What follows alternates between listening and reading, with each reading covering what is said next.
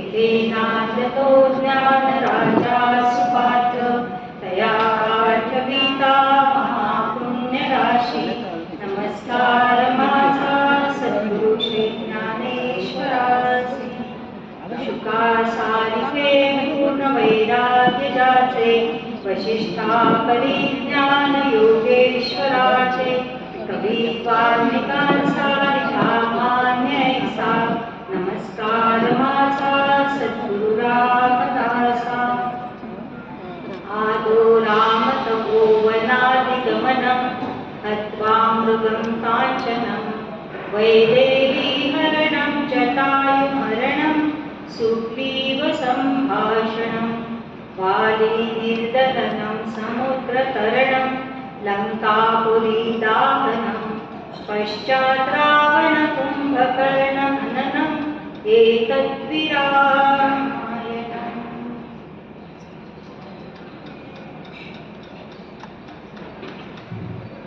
काल आपण बघितलं की प्रभू रामचंद्रांनी दक्षिणेत जाण्याकरिता शूर्पणखेचं संकट स्वतःहून ओढवून घेतलेलं आहे आणि शूर्पणखा, भर, दूषण आणि 14,000 सैन्य यांचा सामना प्रभू रामचंद्रांनी केलेला आहे। शूर्पणखेला जिवंत नाक-कान कापून तिला विद्रूप करून सोडून दिला आहे। का तर ती जाईल आणि रावणाचं डोकं खाईल, म्हणजे मग रावण आपल्याशी युद्ध करायला तयार होईल, सामोरा येईल, स्वतःहून तो युद्धाला तयार होईल। ही रणनीती प्रभूंची असल्यामुळे त्यांनी शूर्पणखेला जिवंत सोडलेला आहे। आणि इकडे शूर्पणखेच्या सांगण्यामधून रावणाने मारीचाला सोबत घेतलं आणि सगळी योजना आखलेली आहे सीताहरणाची। मारीचाने हरणाचं रूप घेऊन प्रभू रामचंद्रांना त्यांच्या कुटीपासून खूप दूर नेलं। लक्ष्मणा धाव, सीते धाव असा रामाचा सारखा आवाज काढून लक्ष्मण सुद्धा सीताबाईंचं कटुवचन ऐकून आणि सीताबाईंनी सांगितलं की तू जर मदतीला गेला नाहीस तर मी माझा प्राणत्याग करेन, म्हणून लक्ष्मण सुद्धा रामाच्या मदतीला गेले आणि इकडे रावणाने कपटाने सीतेला घेऊन गेलेले आहे।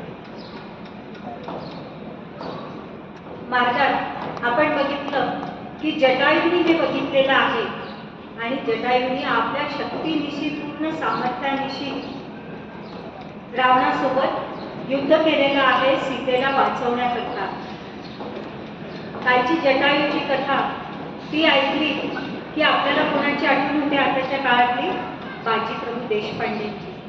जसा जटायूंनी इतक्या जखमी अवस्थेतही आपले प्राण कशासाठी रोखून धरले होते की प्रभू रामचंद्रांना निरोप द्यायचा की सीतेला रावणाने पळवून नेलेला आहे आणि तो दक्षिण दिशेला गेलेला आहे। हा निरोप प्रभूंना मिळावा आणि त्यांना सीता कुठे आहे हे कळालं पाहिजे, म्हणून त्यांनी आपले प्राण रोखून धरलेले आहेत। आणि ज्यावेळेस प्रभू रामचंद्रांना सांगितलं त्याच वेळेला त्यांनी प्राणत्याग केला। तसंच बाजीप्रभू देशपांडेंनी पण केलेलं होतं की घोडखिंडीत रस्ता अडवून धरले होते गनिमाचा आणि कुठपर्यंत त्यांनी शेवटचा श्वास घेतला नाही, जोपर्यंत महाराजांच्या तोफेचे 3 बार मला ऐकू येत नाही की महाराज विशाळगडावर पोहोचलेले आहेत, तोपर्यंत त्यांनी आपला हा प्राण सांभाळून ठेवलेला होता। जी जटायूची अवस्था होती तसंच युद्ध त्यांनी केलं, तितकेच जखमी झालेले आहेत, पूर्ण अंगातून रक्ताच्या म्हणजे शरीर दिसतच नाही, फक्त रक्ताचे पाठ वाहत आहेत अंगावरून। अशी अवस्था बाजीप्रभू देशपांडेंची झालेली होती, परंतु त्यांनी तोफेचे 3 बार होईपर्यंत मात्र प्राण आपले सोडलेले नाही। तो शेवटच्या क्षणापर्यंत आपल्या स्वामीचं रक्षण त्यांनी केलेलं आहे। तर असे आपण नंतर जटायू झाल्यानंतर पुढे प्रभू श्रीराम चाललेले आहेत दक्षिणेत सीता शोधासाठी आणि जाता जाता कुठे गेलेले आहेत? शबरीच्या आश्रमात गेलेले।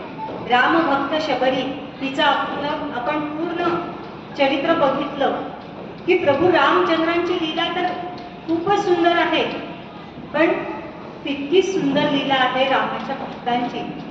आपण परवाच्या दिवशी पाहिलं की भरत कसा रामाचा भक्त, निस्सीम भक्त आहे, भरताची भक्ती बघितली। शबरीची भक्ती बघितली आणि ते होऊन आता कुठे गेलेले आहेत?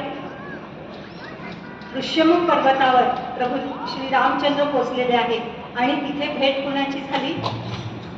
रामाचा परमभक्त हनुमंताची भेट झालेली आहे, प्रभू रामचंद्रांची आणि हनुमंताची.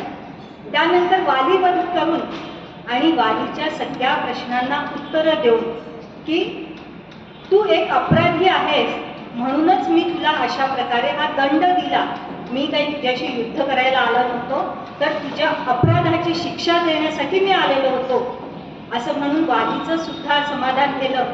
आणि वालीनी समाधानाने जाताना आपला पुत्र अंगद याचा हात पूर्ण विश्वासाने प्रभू रामचंद्रांच्या हाती दिला आणि त्याचा पुत्रवत सांभाळ करा असं म्हणून शेवटचा श्वास अत्यंत समाधानाने प्रभू रामचंद्रांच्या चरणाजवळ घेतलेला. आणि आता नंतर सुग्रीवाचा राज्याभिषेक झाला.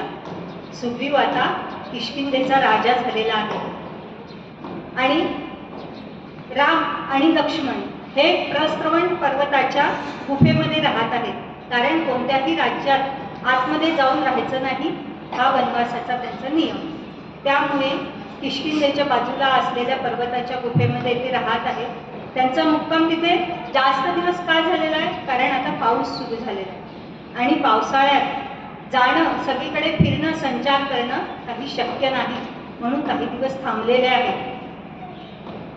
त्या काळातही प्रभू रामचंद्र आजूबाजूच्या परिस्थितीची पाहणी करतातच आहेत. कोण लोक कसे आहेत, जितकं जमेल तितकं ते वनचर जे आहेत, तिथे राहणारे आदिवासी आहेत, भिल्ल आहेत, कोरकू आहेत, ज्या ज्या जमाती असतील तर त्यांच्याशी संवाद साधत आहेत आणि त्यांना एकत्रित आणण्याचा प्रयत्न त्यांचा सुरूच आहे. पण इकडे सुग्रीव मात्र राज्यपद प्राप्त झालं आणि सगळं काही विसरला. रामाची मैत्री, मागचा घडलेला प्रसंग विसरला आणि राज दरबारात गेल्यानंतर त्याचं वागणं एका राजासारखं सुरू झालं. या 4 महिन्यात तो प्रभू रामचंद्रांना येऊन सुद्धा भेटला नाही. पूर्ण भोग विलासात तो रमून गेलेला आहे. मग अशा वेळेला जेव्हा आता पाऊस कमी होणार आहे आणि या सगळ्या याची चिंता कुणाला लागलेली आहे तर हनुमंताला. कारण हनुमंत दोन्हीकडची परिस्थिती पाहतो आहे. त्याला माहिती आहे की सुग्रीव भोगविलासामध्ये रमलेला आहे, परंतु आपल्याला प्रभू रामचंद्रांचं कार्य पार पाडायचं आहे, त्याकरता मोहीम आखायची आहे, तर कार्य करायला सुरुवात केली पाहिजे. मग हनुमंतांनी काय करावं? तशाही याच्यात हनुमंत सुग्रीवाजवळ जाऊन काही महत्वाच्या कागदपत्रांवर त्यांनी सह्या घेतल्या, पत्रांवर, आणि ते पत्र त्यांनी आजूबाजूच्या सगळ्या वानर टोळ्यांकडे रवाना केलेले आहेत. वानर युथांकडे, म्हणजे जे मुख्य आहे वानरांच्या टोळ्यांचे, त्यांच्याकडे त्यांनी रवाना करून दिलेले आहेत, परस्परच याची जबरदस्तीने सही घेऊन. आणि त्यानंतर काय झालं की प्रभू रामचंद्रांनी वाट बघत आहेत की आज येईल सुग्रीव, मग येईल. शेवटी प्रभू रामचंद्र सुद्धा यावेळेला रागवलेले आहेत. लक्ष्मणाचा पारा तर किती दिवसापासूनच चढलेला होता की असा कसा सुग्रीव आमचं कार्य कसा काय विसरू शकतो, तो दादांनी सांगितलेलं. आणि मग एक दिवस प्रभू रामचंद्रांनी त्याला आज्ञा केली की लक्ष्मणा जा आणि सुग्रीवाला सांगून ये तू की न संकुचिता पंथा येन वाली हतोगता समय तिष्ठ सुग्रीव मा वाली पथ मनवगहा. म्हणजे हे सुग्रीवा लक्षात ठेव, ज्या बाणाने वाली देवाघरी पोचला ते बाण अजून माझ्या खात्यातले संपलेले नाही, हे तू लक्षात असू दे. झालं, लक्ष्मणाला फक्त दादाची आज्ञाच हवी होती. दादा काही बोलत नाही म्हणून लक्ष्मण आतापर्यंत गप्प बसलेला होता, आपला राग धरून ठेवलेला होता, त्यांनी काबूत ठेवलेला होता. आता दादाची आज्ञा मिळाल्यानंतर लक्ष्मण आपलं खडगं उभारून निघालेला आहे, कान दंदन पावलं आपटत. म्हणजे त्याचं वर्णन केलेलं आहे की असा इतक्या रागाने निघालेला आहे लक्ष्मण की जणू काही धरणीकंप होतो आहे की काय, असं सगळ्यांना जाणवायला लागलेलं होतं. ही धरा थरथर कापायला लागली होती. वाटेचे मोठे मोठे दगड किंवा झाडे होते, त्याला आपल्या पायाच्या ठोकरेनीच लक्ष्मण उडवत चाललेले आहे पुढे. ज्या वेळेला किष्किंधा नगरीत लक्ष्मणाने प्रवेश केला, त्यांचा तो आवेश बघितला आणि सगळे द्वारपाल सुद्धा भीतीने पळून जायला लागले. जितके काही दुकानदार होते, रस्त्यावरून चालणारे लोक होते, तितके सगळे पटापट लपायला लागलेले होते. एवढा मोठा आवेश लक्ष्मणाचा होता. हे कळलं, हनुमंताला कळलं, सुग्रीवाला कळलं की लक्ष्मण येतो आहे. आणि सुग्रीव मग घाबरला की आता जर लक्ष्मण या आवेशातच माझ्या समोर येऊन उभा राहिला तर आता माझं काही खरं नाही, आता काय करायचं. मग हनुमंताची मदत, कारण हनुमंत कोण आहे? सुग्रीवाचे सचिव. हनुमंताला विचारतात की आता हनुमंता तूच वाचव या लक्ष्मणाच्या रागापासून आम्हाला, आता काय करायचं. त्यावेळेला हनुमंताने सांगितलं की तुम्ही थांबा. हनुमंता लक्ष्मणाच्या स्वागताला तारेला आणि रुमेला पाठवा, म्हणजे तुमची पत्नी आणि वालींची पत्नी, या दोघींना आणि अंगदाला तुम्ही समोर पाठवा स्वागताला. हे इतक्या भोगविलासामध्ये रमलेले होते की त्या कुळातल्या स्त्रियांना सुद्धा मद्यपान करणं नेहमीच होतं त्यांचं. ज्या वेळेला दानना पाय आपटत आणि रागाने नेहोत, कुठे आहे तो सुग्रीव, माझ्या समोर ये, इतका कृतज्ञ तू कसा होऊ शकतो, असा रागाने बोलत बोलत लक्ष्मण आला. त्यावेळेला तारेने त्याचं स्वागत केलेलं आहे. त्यावेळेला असं वर्णन केलेलं आहे की तारा सुद्धा ही मद्यपान केलेली होती. तिला तिच्या वस्त्रांचं सुद्धा भान नव्हतं. आणि लक्ष्मणाचं व्यक्तिमत्व तर आपल्याला माहिती आहे. कुठेही कुठल्याही परस्त्रीकडे त्यांनी कधी डोळं वर करून सुद्धा बघितलं नाही.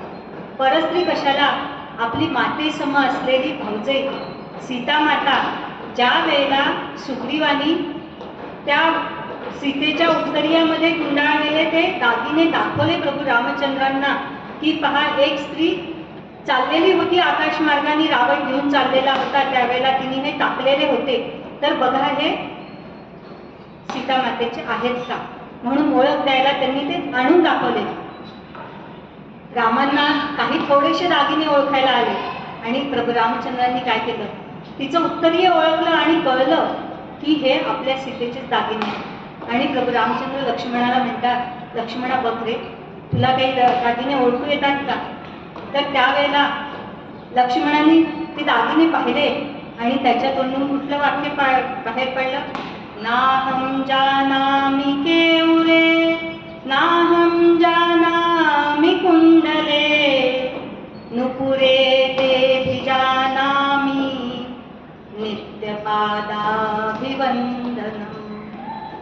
दादा, मी हे कानातले ओळखत नाही, मी हे गळ्यातलं सुद्धा ओळखत नाही, मी ओळखतो फक्त ही नुपुरं मी ओळखू शकतो की ही माझ्या सीतामातेचीच आहे. कारण रोज तिचं पदवंदन करायला मी जात होतो, त्यावेळेला ही नुपुरं मात्र मला दिसत होती. तर असं श्रेष्ठ व्यक्तिमत्व या लक्ष्मणाचं आहे. आणि असं त्या रुमेला आणि तारेला समोर आलेलं पाहिलं आणि लक्ष्मणाची नजर लगेच खाली. आणि पहा, मानसशास्त्राचा एक नियम आहे की रागात असलेला मनुष्य डोळ्यात डोळे घालून बोलला तरच त्याचा राग टिकून राहतो. नजर खाली गेल्यानंतर तो तितक्या रागाने बोलू शकत नाही. नंतर अंगदानी स्वागत केलेलं आहे. अंगद त्याचा बद्दल भाव कसा आहे, वात्सल्य भाव आहे. लहान मूल समोर आलं रागाच्या याच्यात की राग हा मावळतोच. त्याप्रमाणे ह्या शेषाचा अवतार असलेल्या लक्ष्मणांचा राग आता थोडासा शांत झाला.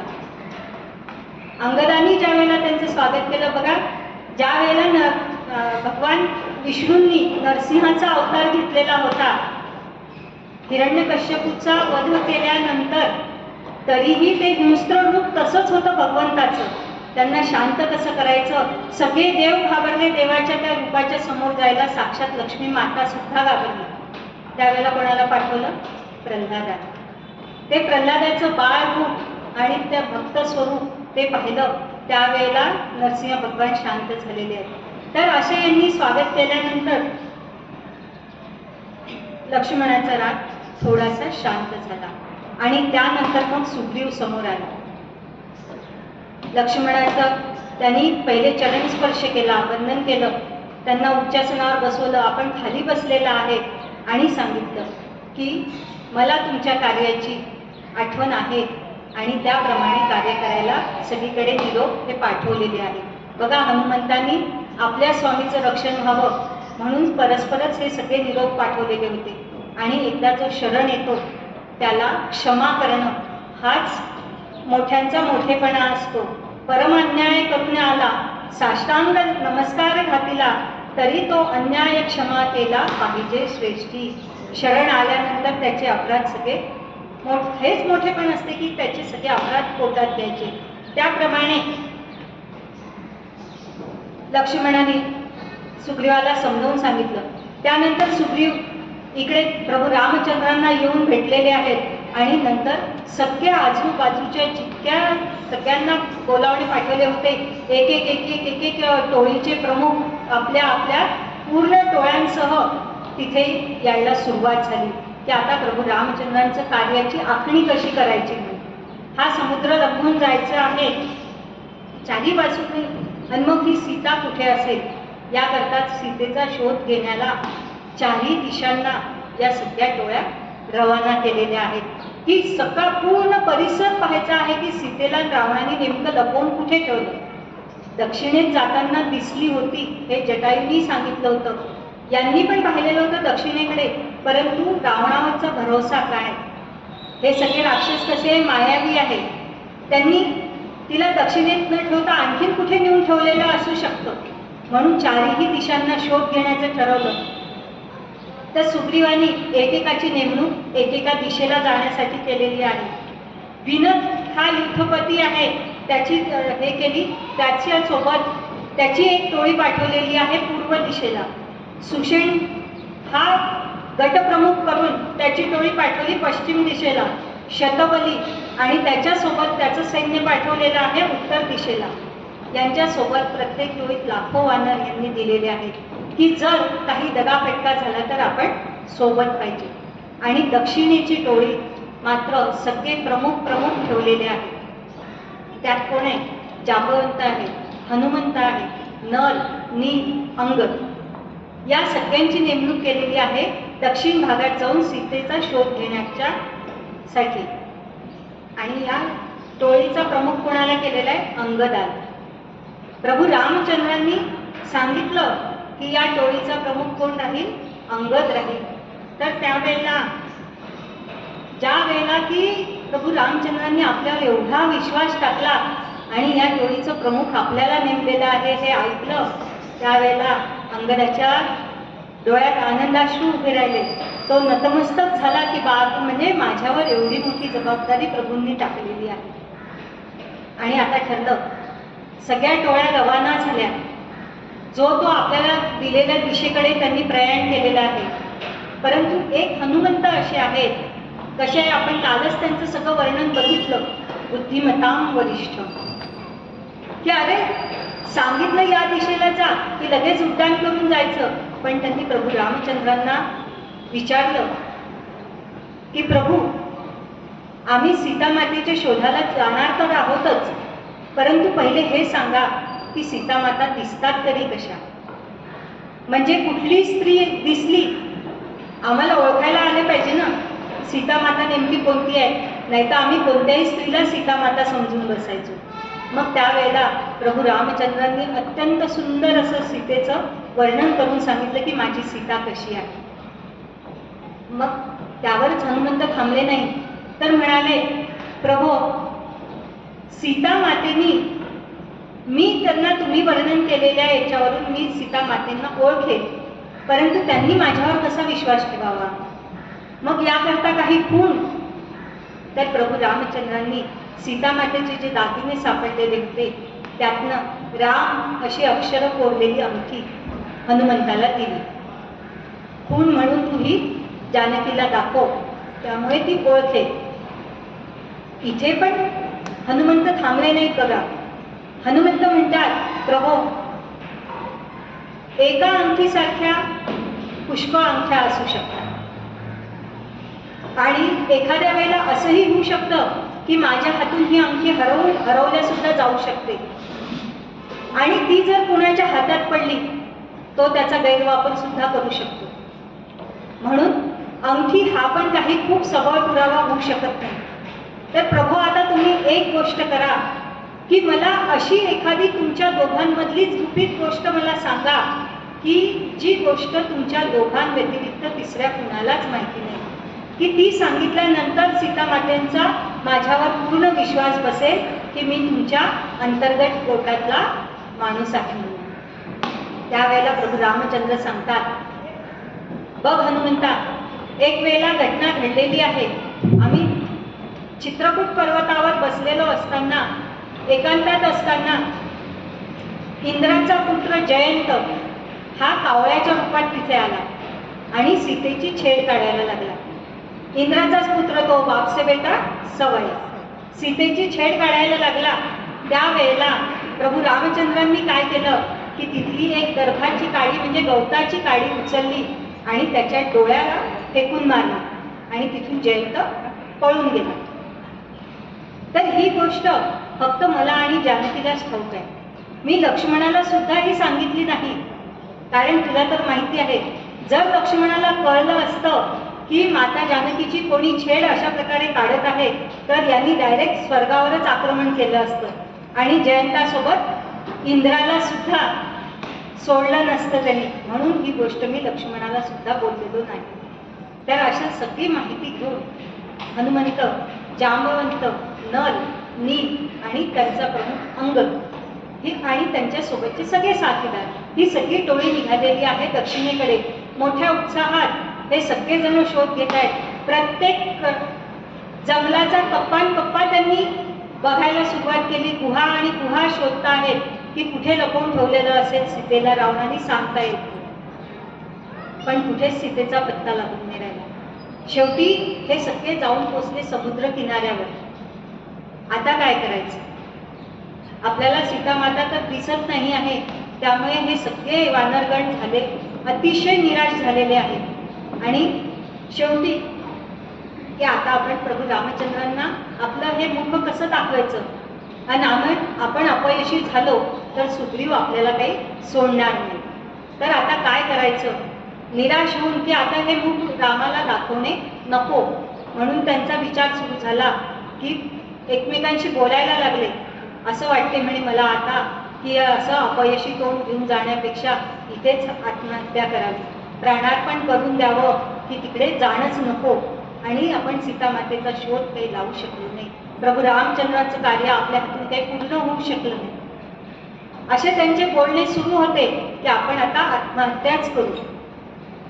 तेवढ्यात खूप छान होईल, आत्महत्या करा, पण एक काम करा, सगळे एकदम मरू नका, एक एक जण मरा, म्हणजे मला खूप दिवसपर्यंत तुमचं मांस खाता येईल. असा बोलण्याचा आवाज आला आणि सगळ्यांची नजर वर गेली. पाहिलं तर तिथे कोण बसलेलं होतं? एक गृध पक्षी म्हणजे गिधाड पक्षी. त्याचं नाव आहे संपाती. तर हा संपाती कोण आहे? हा आहे जटायूचा भाऊ. जटायू आणि संपाती यांच्यामध्ये आपण पाहिलं की यांना खूप उंच उडता येतं आणि खूप ताकद असते. कारण बघितलं आपण रावणाशी सुद्धा युद्ध केलेलं आहे जटायूने. तर हे लहान असताना यांनी ठरवलं की सूर्यापर्यंत जायचं. दोघाही भावांनी सूर्याच्या दिशेने उड्डाण केलेलं आहे. पण जसजसे उंच उंच जायला लागले आकाशात, त्यावेळेला ती सूर्याची दाहकता त्यांना सहन होईना. जटायू हा जरा हुशार होता. जटायू तिथूनच मागे फिरला की आता हे आपल्याच्याने ही दाहकता काही सहन होणार नाही. परंतु संपातीचा फाजील आत्मविश्वास त्याला आड आला. संपाती वर वर वर वर उडतच राहिला आणि असं झालं की सूर्याच्या दाहकतेमुळे त्याचे पंख जळून गेले आणि तो खाली जमिनीवर कोसळला. आता फक्त इतकंच होत होतं की तो थोडा थोडा आजूबाजूला सरकू शकत होता. परंतु त्याला उडता न आल्यामुळे स्वतःची शिकार मिळवण्याकरता त्याला कुठे जाता येत नव्हतं. जवळपासच काही शिकार मिळाली तर त्याच्यावरच त्याला गुजराण करावं लागायची. म्हणून आता हे इतके सगळे वानर जर जीव द्यायला चालले तर त्याला वाटलं आता आपलं खूप दिवसांचं काम झालं. ते ऐकलं सगळ्यांनी आणि नंतर थोडा धीर अंगदामध्ये आला आणि असे सगळे निराश होत आहेत त्यावेळेला अंगद हा त्या टोळीचा प्रमुख म्हणून पुन्हा थोडासा आत्मविश्वास जागृत करायचा त्यांनी प्रयत्न केला. अरे असे हतबल होऊ नका, बघा आपण सुद्धा प्राणपणाने लढू शकतो. तो जटायू नाही का? प्रभू रामचंद्रांचं कार्य करता करता त्याला मृत्यू आला. असं रामाचं कार्य करता करता आपल्याला मृत्यू आला तर चांगलंच आहे, आपल्याला स्वर्गवास मिळेल, आपल्याला प्रभू रामचंद्राच्या चरणाची जागा मिळेल. आणि हे जटायूचं नाव संपातीने ऐकलं आणि त्यांनी यांना विचारलं, तुम्ही कोणाबद्दल बोलत आहे? जटायूबद्दल. तो तर माझा भाऊ आहे, किती वर्ष झाले त्याची आणि माझी भेट नाही. तुम्हाला त्याच्याबद्दलची माहिती आहे असं वाटते आहे तुमच्या बोलण्यावरून, तर कृपा करून वर या आणि मला त्याचं सांगा, काय आहे जटायूचं, काय झालं, तो कुठे आहे म्हणून. मग या वानरांनी वर गेले, संपातीला सगळं सांगितलं की राम कार्य करता करता कसा रामार्पण त्यांनी स्वतःला करून घेतलं जटायूने हे सांगितलं. जटायू म्हणाला, एक काम करा, तुम्ही न मला उचलून घेऊन समुद्र किनाऱ्यावर चला. तिथे जटायू गेला आणि तिथे त्यांनी आपल्या भावाला जलांजली अर्पण केली. आणि संपातीने जटायूचं श्राद्ध केल्याची सुद्धा नोंद वाल्मिकी रामायणात आपल्याला सापडते. तर असे हे सगळे क्रियाविधी केल्यानंतर संपाती म्हणायला लागला, तुम्ही असे निराश होऊ नका, तुम्ही कोणत्या कार्याला निघाले, मी तुम्हाला मदत करू शकतो. यांना वाटलं आता हा स्वतःची मदत स्वतः नाही करू शकत, आपली मदत काय करणार आहे. म्हणे मला सीतेचा शोध घ्यायला मला तुम्ही उंच घेऊन चला, मी तुमची मदत करतो. त्याप्रमाणे सगळ्यात उंच शिखरावर त्याच्या टोकावर या वानरांनी संपातीला नेलेलं आहे आणि तिथून तो बघतो आहे, दश दिशांना आपली नजर फिरवतो. या गिध पक्ष्यांची दृष्टी खूप लांबपर्यंत ते पाहू शकतात. जसं दुर्बिणीतून दिसतं, प्रत्येकाला काही ना काही गुणधर्म भगवंतानी हे दिलेले आहेत. बघा, जसं मांजरीला अंधारात सुद्धा दिसू शकतं, कुत्र्याची घ्राणेंद्रिय अतिशय तीक्ष्ण आहेत, तर असं या वृद्ध पक्ष्यांना खूप दूरचं दिसतं. मग संपातीने बघितलं, दशदिशांना बघितलं आणि मग त्यांनी पाहिलं की अरे तुम्ही जशी वर्णन करतायत ना तशी स्त्री मला दिसते आहे. सगळ्यांना इतका आनंद झाला की सीता माता दिसते आहे, म्हणजे सीता माता जिवंत आहे. तर कुठे दिसते आहे? म्हणे रावणाच्या लंकेत अशोकवनात एका वृक्षाखाली अश्रुपात करत बसलेली ही मला दिसते आहे. तर आता तुम्हाला हा समुद्र ओलांडून गेलं पाहिजे. 100 योजनाचा समुद्र एका दमात जो उल्लंघन करून जाईल तरच तुमची सीता मातेशी भेट होऊ शकते. एवढी माहिती त्या संपातीने यांना दिलेली आहे. मग आता सगळेजण विचार करायला लागले, सीता माता आहे, जिवंत आहे हे तर कळलं, पण आता सगळ्यात मोठा प्रश्न उभा राहिलेला होता, हा एवढा मोठा समुद्र एका दमात उल्लंघून जायचं कसं आणि कुणी. मग त्यावेळी जांबवंत आपल्या पूर्ण सैन्यामधनं फिरत आहे की कोण जाऊ शकेल. कोणी म्हणते आहे मी 20 योजन जाऊ शकेल, कोणी म्हणते मी 40 योजन जाऊ शकेल, अंगद म्हणतो मी 100 योजन जाऊ तर शकेल, पण परत येऊ शकेल की नाही सांगू शकत नाही, तितकी ताकद माझ्याजवळ सुद्धा नाही. मग आता कोण? हे करता करता फिरता फिरता जांबवंतांची नजर गेली हनुमंतावर. हनुमंत एका बाजूला निराश होऊन खाली मान घालून बसलेले आहेत समुद्र किनाऱ्यावर. जांबवंत तिथे गेले, हनुमंताच्या खांद्यावर हात ठेवला आणि सांगितलं की हनुमंता, अरे काय झालंय तुला? तुझ्याकडे एवढी शक्ती आहे, अरे आठव तू जन्म झाल्याबरोबरच सूर्याला गिळायला निघालेला होतास, तुला किती देवतांनी किती किती आशीर्वाद दिलेले आहेत, आठव थोडंसं, तुझ्या त्या शक्तीचं स्मरण कर हनुमंता, असं सांगितलं. उत्तिष्ठ हरिशार्दूल लंघयस्व महार्णवम पराही सर्वभूताना हनुमन्या गतिस्तव. हे हनुमंता, आपल्या शक्तीचा आठव कर सदा आणि उठ आणि हा समुद्र लंघन करून तू जा आणि तू जाऊ शकतोस. काय वर दिलेला होता अंजनी मातेला? उशाप काय सांगितलेला होता की ज्या वेळेस प्रभू रामचंद्रांच्या कार्याकरता याच्या शक्तीचा आठव करून दिला जाईल जांबुवंताकरवी, त्यावेळेला हनुमंताला आपली शक्ती पुन्हा परत मिळेल म्हणजे त्याच्याकडे आहेच ती, पण त्याला त्याची जाणीव होईल, जागृती त्याच्या मनात निर्माण होईल. तर त्या प्रकारे झालेलं आहे. हे एकदम ऐकलं आणि हनुमंताला एकदम स्फुरण चढलेलं आहे. एकच काय म्हणे, असे 10 समुद्र आडवे आले तरी सुद्धा मी उल्लंघून जाऊ शकतो. मी सीता मातेचा शोध घेऊनच येईल. प्रभू रामचंद्रांचं कार्य केल्याशिवाय मी आता परत येणार नाही. असा उठला, एका उंच पर्वतावर गेलेला आहे आणि तिथून हनुमंतांनी जय श्रीराम अशी घोषणा केली आणि उड्डाण केलेलं आहे लंकेच्या दिशेने. या उड्डाणाचं इतकं शास्त्रशुद्ध वर्णन केलेलं आहे. जसं आपण एखादा उपग्रह सोडतो त्यावेळेला काय होतं, जितका तो फोर्सनी वर जातो तेवढाच खाली खड्डा पडत असतो त्याच्या हादरेने. तर ज्या वेळेला हनुमंतांनी हे उड्डाण केलेलं आहे त्यावेळेला खूप मोठा खड्डा तिथे पडलेला आहे. हनुमंत 4 पावलं मागे गेले, पहिल्यांदा गती घेतली आणि मग त्यांनी उड्डाण केलेलं आहे. तर त्यांनी उड्डाण केल्यानंतर त्या पर्वतावरचे मोठे मोठे खडक, मोठे झाडं खाली घसरून आले. एवढा प्रभाव त्यांच्या त्या उड्डाणाचा होता आणि हनुमंत निघाले. जाता जाता थोड्या अंतरावर गेले आणि त्या समुद्रामधनं कोण वर आलंय, मैनाक पर्वत. सोन्याचा पर्वत आहे हा. आणि हे मैनाक कोण आहे, तर हनुमंताचे पिता केसरी यांचे ते मित्र आहेत. केसरीनी या मैनाक पर्वतावर खूप मोठे उपकार केलेले आहेत. म्हणून मैनाक पर्वत वर येतात आणि हनुमंताला म्हणतात की हनुमंता, इतक्या लांबपर्यंत तुला जायचं आहे तर काही क्षणकाळ तू इथे विश्रांती घे, काहीतरी फळं वगैरे खा आणि मग तुझ्या कार्याला तू पुढे जा. त्याच्या मदतीकरता आलेले आहेत. पण हनुमंत त्यांना नमस्कार करतो की माझ्या बाबांचे मित्र म्हणून म्हणतो, काका मी तुम्हाला वंदन करतो, परंतु मी इथे मात्र थांबू शकत नाही, कारण मी रामकार्याकरता निघालेलो आहो. राम काज किन्हे बिनु मोही कहा विश्राम. की कार्य पूर्ण झाल्याशिवाय मला विश्राम घेणे नाही, असं त्यांनी म्हटलं आणि पुढे निघाला.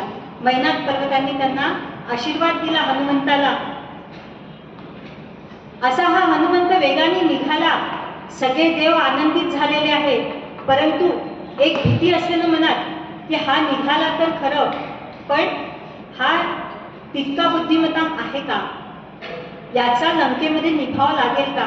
कारण लंका काय ही माया नगरी आहे. राक्षस या तशा त्या मायावी सगळ्या त्या राक्षसांच्या मध्ये हनुमंताचा निभाव लागू शकेल का, म्हणून त्याची परीक्षा घ्यायचं ठरवलेलं होतं. तर त्यांची परीक्षा घेण्याकरता कोण आलं, एक सुरसा नावाची सर्पिण आलेली आहे. तिने काय केलं, हनुमंताला अडवलं आणि सांगितलं की मला खूप भूक लागलेली आहे, मी आता तुला खाणार. तेव्हा हनुमंत म्हणाले, पहा मी रामाच्या कार्याकरता चाललेलो आहे, तू माझ्या मार्गात येऊ नकोस. भलेही तुला खायचं असेल तर मी परत आल्यानंतर खा. परंतु सुरसा काही ऐकायला तयार नाही. म्हणे तू माझ्या तोंडात आलं पाहिजे. हनुमंत आता बुद्धिमत्ता वरिष्ठ, ठीक आहे म्हणे, तुझ्या मुखात प्रवेश करायचा ना, चालेल, आणि जर मी मुखातून बाहेर निसटलो तर तू मला पुन्हा पकडायचं नाही. मग त्याप्रमाणे मग हनुमंतांनी काय केलं, आपलं शरीर वाढवायला सुरुवात केली. इतके मोठे झाले, अणुपासून ब्रह्मांडा एवढा होत जात असे. या सगळ्या स्थिती हनुमंताला प्राप्तच आहेत. त्यामुळे हनुमंत खूप मोठे जेवढे मोठे होत आहे ना, तेवढी ती सुरसा त्यांना आपल्या जबड्यात पकडण्याकरता तिचा जबडा पण असा फैलावत चाललेली आहे. जवळपास 100 योजन जबडा तिने आपला मोठा केला आणि एवढा मोठा जबडा उघडल्यानंतर हा बंद करायला तिला वेळ लागणारच. हनुमंतांच्या हे लक्षात यायला काही वेळ नाही लागला. हनुमंतांनी काय केलं, लगेचच अगदी सूक्ष्म रूप धारण केलं. त्या सुरसेच्या तोंडात गेले, पटकन बाहेर पडले तिने जबडा बंद करेपर्यंत आणि सांगितलं, बघ मी तुझ्या मुखात गेलो होतो, तू काही मला गिळू शकली नाही, हा मी निघालो. असं म्हणून पुढे निघाले आणि त्या सुरसा सर्पिणीने हनुमंताला आशीर्वाद दिलेला आहे. की या परीक्षेमध्ये हनुमंत सफल झाला, त्यामुळे हा लंकेत नक्कीच राहू शकतो. तिथून पुढे गेला. बघा, हनुमंत स्वतः ब्रह्मचारी, पण हनुमंताच्या परीक्षा कोणी घेतल्या आहे? तिन्ही स्त्रियांनीच परीक्षा घेतल्या हनुमंताच्या. पहिली ही भेटलेली आहे सुरसा सर्पी, दुसरी भेटली सिंहिका. सिंहिका कोण आहे? मगरी नाही. तर या सिंहिकेचं वैशिष्ट्य असं आहे की ती पाण्यावर पडलेली सावली पकडते. वरून जर काही पक्षी उडत चाललेला आहे, काही आहे, त्याची सावली पाण्यावर पडली, ती सावली पकडली की तो पक्षी खाली ओढला जातो आणि हिचं भक्ष्य होतं. तर हनुमंत उड्डाण करत आहे, हनुमंताची सावली त्या समुद्रावर पडली आणि हिने ती पकडली. त्यासाठी हनुमान खाली यायला लागले. आता हनुमंताला माहिती होतं सगळ्यांसाठी एकच न्याय नसतो भगवंताचा, की ही आपल्या मार्गात अडथळा आहे. त्यावेळेला हनुमंतांनी काय केलं? आपल्या मुष्टीचा एक जोरात प्रहार तिच्यावर केला आणि तिचा वध करून टाकला. तिथून पुढे निघाले आणि आता पोचलेले आहे लंकेच्या किनाऱ्यावर. हनुमंत एकदम आत नाही गेले, त्यांनी लंकेचं निरीक्षण करायला सुरुवात केली. लंका म्हणजे काय आहे? 3 पर्वत आहेत. एक सुवेद पर्वत, एक त्रिकुट पर्वत आणि एका पर्वतावर आहे रावणाचा रंगमहाल. अशी ही लंका आहे, अतिशय रमणीय अशी. बघितलं आणि हनुमंत त्या निसर्ग सौंदर्याकडे पाहतच राहिले. इतकी सुंदर नगरी रावणाची आहे ती बसवलेली, की हनुमंताला त्या नगरीचा मोह झाला. ते तिथे बसून पाहत आहेत, विचार करून राहिले मनात की या लंकेमध्ये आपण दिवसाचा प्रवेश न केलेला बरा, आपण रात्रीच्या वेळी जाऊ.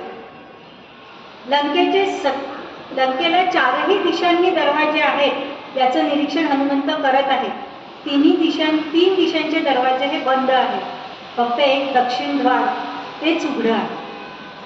हनुमंतांनी हे सगळं बघितलं आणि ठरवलं आपण रात्री प्रवेश करू, म्हणजे कोणाच्या लक्षातही येणार नाही. तसं झालं. रात्र उलटलेली आहे आणि हनुमंतांनी प्रवेश करायच्या वेळेला काय केलं? अगदी माशी एवढं घेतलं म्हणून की कोणाच्या नजरेत पण आलं नाही पाहिजे आणि प्रवेश करायला गेले. पण लगेच तितक्यात एक, हा कुठून आलास? कोण आहेस? का म्हणजे लंकेचं सुरक्षा यंत्रणा किती कडक होती. जे म्हणतात ना, परिंदा भी पर नाही मार सकता. तर परिंदा तर जाऊ द्या, माशी एवढं रूप घेतलेलं होतं तरी सुद्धा तिथे अडवलं. कोणी अडवलं? द्वारावर होती लंकिनी. तिने हनुमंताला अडवलेलं आहे की तू आतमध्ये जाऊ शकत नाही. कोण आहेस तू? कुठून आला? तिथेच परीक्षा घ्यायला लागली. हनुमंत म्हणाला, आता याच्याशी नुसतं बोलण्यात काही अर्थ नाही. त्यांनी एक ठोसा त्या लंकिनीला लगावून दिला हनुमंतांनी. त्याबरोबर त्या लंकिनीला रक्ताची गुळणी झाली, म्हणजे उलटी झाली. ती उलटी झाली आणि मात्र मग काय करावं?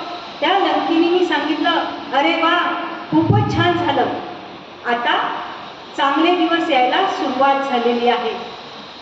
या रावणाचा नाश होणार, लंकेचा विनाश होणार, असं ती बोलायला लागली. हनुमंताला आश्चर्य वाटलं की लंकेत राहणारी नाशी हे करते आहेत. हनुमंताने विचारलं, तुमचं असं म्हणण्यामागे कारण काय? म्हणे, मी सांगू का, मी मुळात राक्षसीनी नाहीच आहे. मी आहे लंकेची देवता लंकिनी, आणि सगळ्या देवांना रावणाने बंदिवासात टाकलेलं होतं, तसं मला सुद्धा बंदिवासात टाकलं आहे आणि या लंकेचं रक्षण करण्याची जबाबदारी माझ्यावर दिलेली. आणि मला देवाने सांगितलं होतं की ज्या वेळेला एक वानर येईल, तुला ठोसा मारेल आणि तुला रक्ताची उलटी झाली की समजायचं 6 महिन्याच्या आत रावणासह लंकेचा विनाश. तर तो विनाश आता जवळ आलेला आहे. हनुमंताला ते ऐकलं आणि खूप छान वाटलं. मग आता इतकं झाल्यानंतर तर ती परवानगी देणारच ना हनुमंताला आत जाण्यासाठी, काही विषयच नव्हता. तिने सांगितलं की तू जाऊ शकतोस, परंतु एक सूचना अगदी मोलाची मात्र तिने केलेली आहे हनुमंताला, की हनुमंता, तू लंकेमध्ये प्रवेश करतो आहेस, परंतु एक गोष्ट लक्षात ठेव, लंका ही माया नगरी आहे. इथे फिरत असताना प्रभू रामचंद्राचा विसर तू एका क्षणासाठीही होऊ देऊ नकोस. प्रभूंचा विसर झाला तर तू या मायेत अडकलास म्हणून समज. हे तिने निक्षून हनुमंताला सांगितलं. आणि आता हनुमंत फिरता आहेत, सीता मातेचा शोध घेत प्रत्येक ठिकाणी पाहता आहेत. राजे रजवाडे पाहतात. आतमध्ये हनुमंताला वाटलं की कोणीच नसेल, सगळे लंकेतले झोपलेले असतील, परंतु तसं काही नव्हतं. रात्र ही दिवसासारखी होती. सगळीकडे जगमगाट होता. सगळे लोक रस्त्याने फिरत होते, खातपीत होते, त्यांचं सगळं सुरळीत चालू होतं. हॉटेल सुरू होते, मदिरा पेय होते, त्याची दुकानं सुरू होती आणि सगळेजण ऐशारामात तिथे भोगविलासात रमलेले होते. म्हणजे हनुमंताचा हा सगळा अंदाज चुकलेला होता. सगळी लंका जागीच होती. निशाचर असते. हनुमंत शोध घ्यायला निघाले. अतिशय सूक्ष्म रूप घेतलेला आहे आणि पाहतायत की सीता माता आपल्याला कुठे दिसती. शोधता शोधता शोधता त्यांना रावणाच्या दरबार अंतःपुरात सुद्धा हनुमंत गेलेले आहेत सीतेला शोधायला.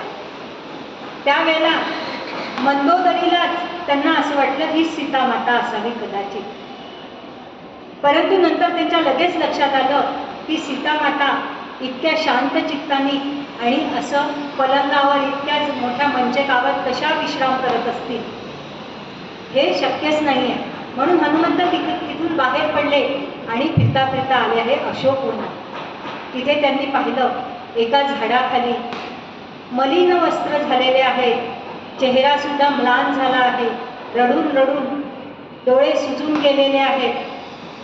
परंतु प्रभू रामचंद्राचं नामस्मरण सुरू असल्यामुळे त्या तपश्चर्येचं तेज आणि मुळातच जे सौंदर्य आहे ते मात्र कायम टिकून आहे. आणि हनुमंताला ओळखायला वेळ लागला नाही की याच सीता माता. परंतु त्यांच्या भोवती काय होतं, सगळ्या राक्षसिनींचा वेढा होता. हनुमंत विचार करतायत की सीता माता तर आपल्याला दिसल्या, पण आता मी यांच्यासमोर जायचं कसं. त्यांनी मला ओळखलं पाहिजे, म्हणजे मला आपलं मानलं पाहिजे. म्हणून हनुमंत झाडावरच बसून राहत आहेत. आणि तितक्यात आवाज यायला लागला, राक्षसिनींचे आवाज यायला लागले, महाराज आले, महाराज आले, महाराज आले. पाहिलं तर तिथे रावण आलेला होता मंदोदरी सहित.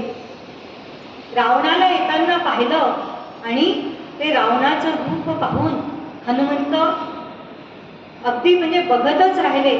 इतकं सुंदर रूप. रावण इतका काही सुंदर होता, त्याचं बलवान असल्यामुळे आणि सुस्वरूप ते रावणाचं असं रूप बघितलं आणि हनुमंत पाहतच राहिले की काय सुंदर रूप आहे, किती डौलदार हा राजा आहे आणि विद्वान तर आहेच.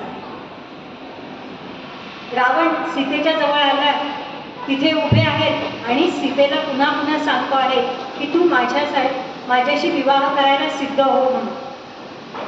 परंतु सीता काय करते आहे, तिथली एक गवताची काडी उचलते, समोर धरते आणि ठाम एकटीच आहे तरी सुद्धा ठामपणाने सांगते आहे की अरे रावणा, तू एक कोल्हा आहेस आणि मी एक सिव्हिण आहे. कोल्ह्याची आणि सिव्हिणीची कधी बरोबरी झालेली आहे का. प्रभू रामचंद्र सूर्य आहेत आणि तू एक काजवा आहेस, तू त्यांची बरोबरी काय करशील.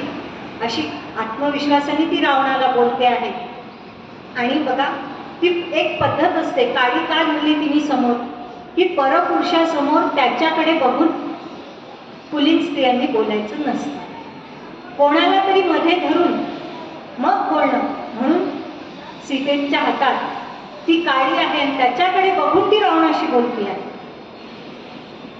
आणि त्यावेळेला मग रावणाने धमकीच दिली तिला की बघ सीते, तुझ्याकडे फक्त 2 महिन्याचा कालावधी आहे, तू हो म्हण आणि जर तू मला नाही म्हणालीस, माझी विनंती तू मान्य केली नाहीस ही मागणी, तर मी माझ्या या सगळ्या राक्षसिनींना सांगेन की तुझ्या शरीराचे तुकडे तुकडे केले जातील, ते शिजवून मी त्याचा आहार घेईन.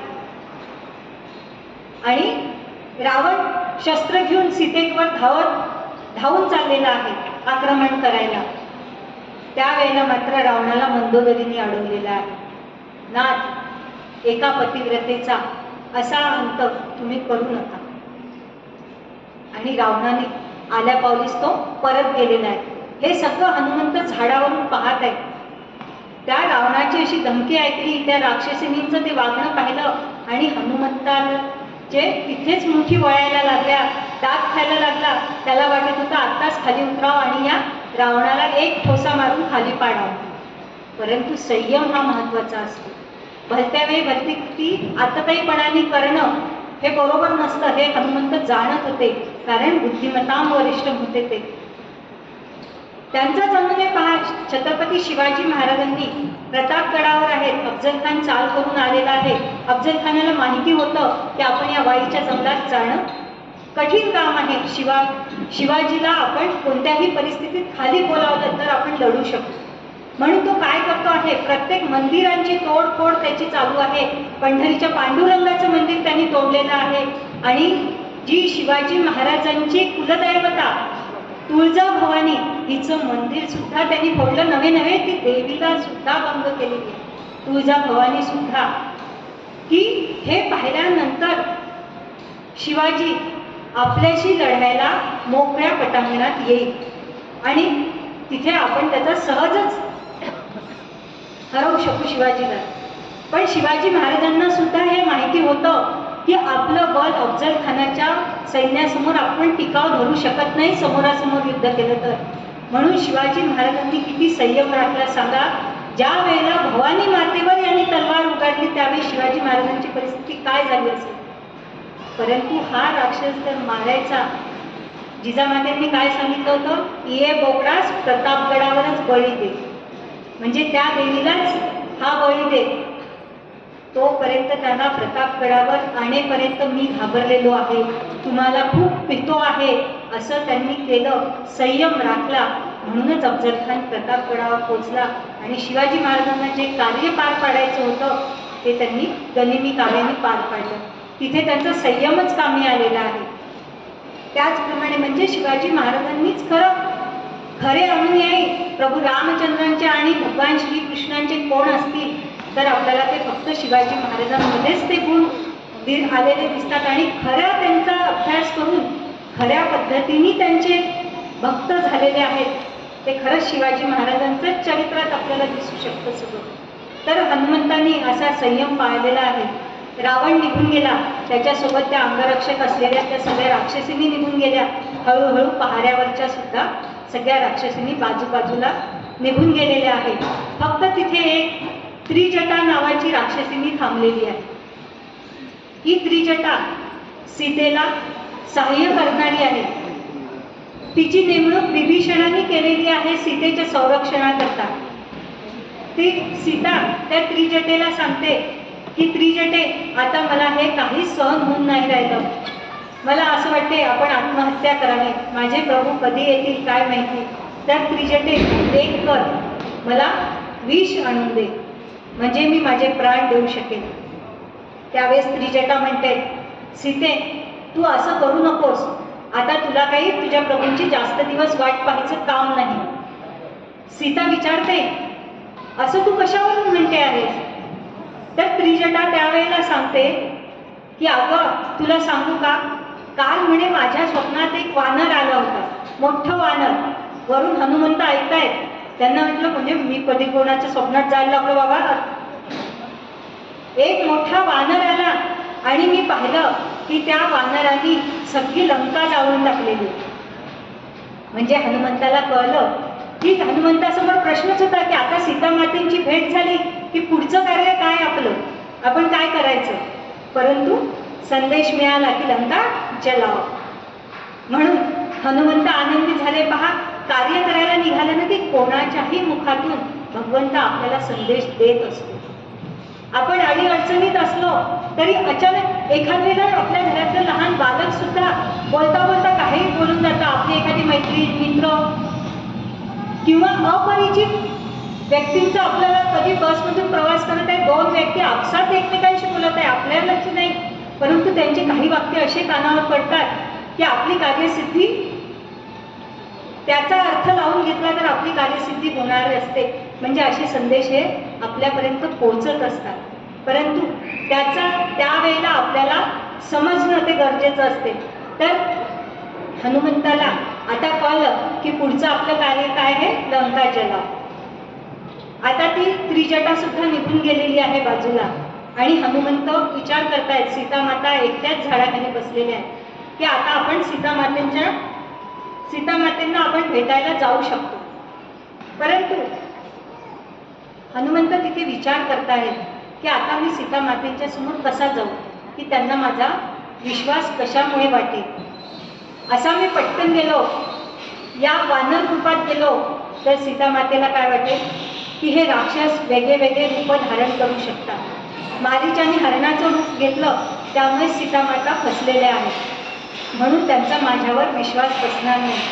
तर हनुमंत दोन्ही बाजूनी इतके विचार करतात की मी हे असं केलं तर त्याचा परिणाम काय होईल, या प्रकारे मी सीतामातेंच्या समोर गेलो तर त्याचे परिणाम काय होतील, हा सगळा सारासार विचार किती प्रकारांनी करता आहेत याचं वर्णन जवळपास वाल्मिकी रामायणामध्ये 60 ते 70 ओव्यांमध्ये हे हनुमंताचे विचार मांडलेले आहेत. असा सगळा चौफेर विचार हनुमंत करतात आणि नंतर ठरवतात झाडावर बसून ते रामचरित्र गायनाला सुरुवात करतात. आणि हे रामचरित्र गायचं तर मी हे कोणत्या भाषेत गावं, हा सुद्धा विचार हनुमंत करतात. मी हे संस्कृतमध्ये गावं का, पण संस्कृतमध्ये गायलं तर काय आहे की रावण हा मोठा पंडित आहे, तो सगळं संस्कृत जाणतो, वेदाभ्यास त्याचा झालेला आहे. तर सीतामातेंना वाटेल की रावणच हे रूप घेऊन आलेला आहे, तिचा माझ्यावर विश्वास बसणार नाही. मग मी किष्किंधेच्या भाषेत गावं का, पण मी ते गायलं, त्या भाषेत गायलं तर सीतामातेंना ती भाषाच कुठे माहिती आहे, त्यांना ते पण काही कळणार नाही. म्हणून मग हनुमंतांनी ठरवलं की जी अवध भाषा आहे अयोध्येची, त्या भाषेतच हनुमंतांनी झाडावर बसल्या बसल्या रामचरित्र गायनाला सुरुवात केली. की शरयू तीरावर अयोध्या ही नगरी आहे, तिथे राजा दशरथ राज्य करतो आहे, त्यांच्या 3 राण्या आहेत. मोठा अश्वमेध यज्ञ केला, त्यांना 4 अशा प्रतापी पुत्रांची प्राप्ती झालेली आहे. ते पुत्र आपल्या वशिष्ठांच्या गुरुकुलात शिकायला गेलेले आहेत. त्यानंतर वाल्मिकी ऋषी त्यांना घेऊन गेले, तिथे रामाचा पराक्रम की त्यांनी कुठला पराक्रम गाजवला तो सांगितलं.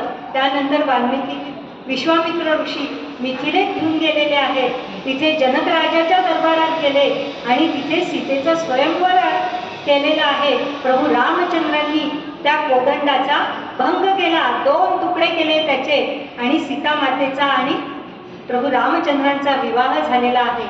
आणि इथे एवढी कथा सांगून हनुमंत थांबतात, पाहतात हे एक एक वर्णन, आपल्या माहेराचं वर्णन ऐकताना सीतामातेच्या चेहऱ्यावरचे भाव बदलत चाललेले भाव त्यांना दिसून राहिलेले आहेत.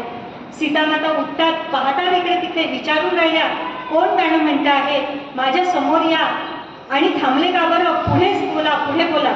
मग सांगतात की प्रभू रामचंद्र अयोध्येत परत आले, राज्याभिषेकाची तयारी झाली, नंतर रामाला वनात पाठवलेलं आहे कैकेयी मातेच्या वरानुसार.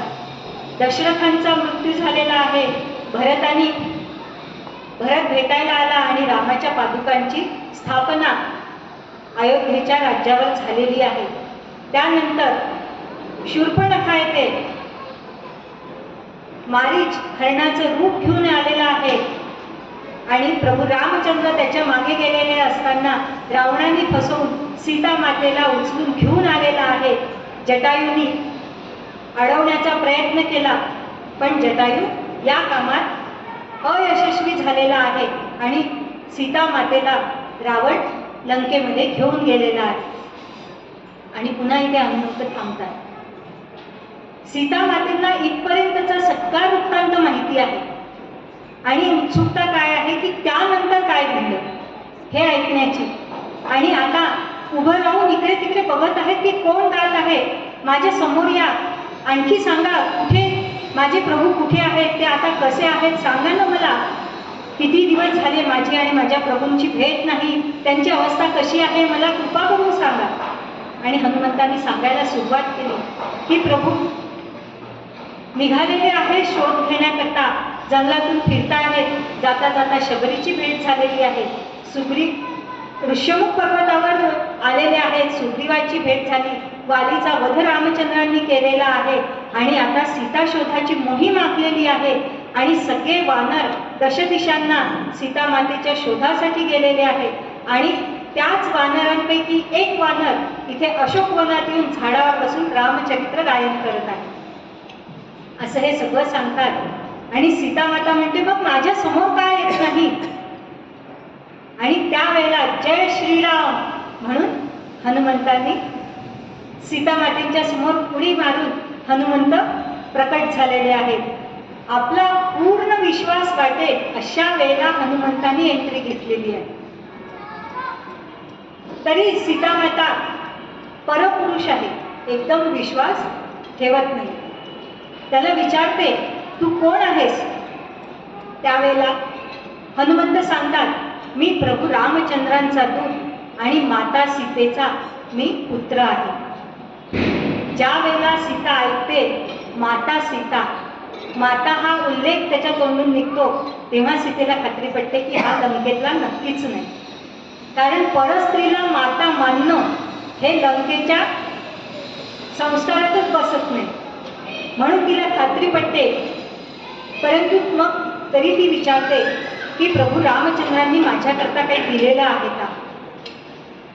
त्यावेळेस हनुमंत ती अंगठी सीता मातेला देतो. ती बघितल्याबरोबरच पुन्हा सीता मातेच्या डोळ्यांना घळघळाट अश्रू यायला लागतात की किती दिवस झाले माझ्या प्रभूंची आणि माझी भेट नाही. सगळे प्रसंग तिला आपल्या आयुष्यातले आठवत आहेत आणि हनुमंत सांगतात की माते तुम्हाला सांगू का.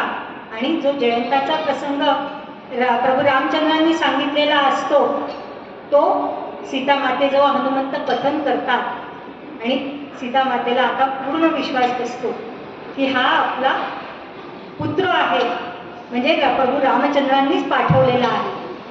इतकं सगळं होते आणि नंतर मग हनुमंत म्हणतो की माते मी इतक्या लांबून आलो, कधीचं गायन करतो आहे, सगळं करतो आहे, मला ना आता खूप भूक लागली. तू मला काही विचारलंच नाही की काही खातो का, काही तुला पाणी वगैरे देऊ का. माते मला खूप भूक लागली. पहा इतकं पटकन कोणाजवळ बोलतो. आपल्या आईजवळच कोणी बोलू शकते की आई मला भूक लागली. दुसऱ्या कोणाच्या घरी गेलेलं असताना पटकन दुसऱ्या स्त्रीला कोणी म्हणणार नाही की मला भूक लागली, मला खायला द्या. मग सीता माता म्हणते अरे खरंच आहे. हे बघ हनुमंता, ही ना रावणाची बाग आहे, इथे विविध प्रकारचे फळं आहेत, तर तू या बागेत जाऊन फळं खा. झालं, सीता मातेची आज्ञा मिळाली. हनुमंत गेलेले आहेत त्या प्रमदावनात आणि रावणाची स्वतःची बाग आहे ती. त्यामुळे तिथे विविध प्रकारचे फळं फुलं अतिशय सुंदर बाग आहे आणि त्याचं रक्षण करायला रक्षक सुद्धा तेवढेच ठेवलेले आहेत. हनुमान जातो, काही फळं खातो आणि फळं खाण्यापेक्षा जास्त काय करतो, उच्छादच करतो. तिथे झाडं उपट, दगडफेक, तोडफोड कर. पहिल्यांदा जे पहारेकरी आहे ते थोडंसं दुर्लक्ष करतात, पण ज्या वेळेला तो झाडं उपटायला लागतो तेव्हा त्याच्या अंगावर मात्र धावून येतात.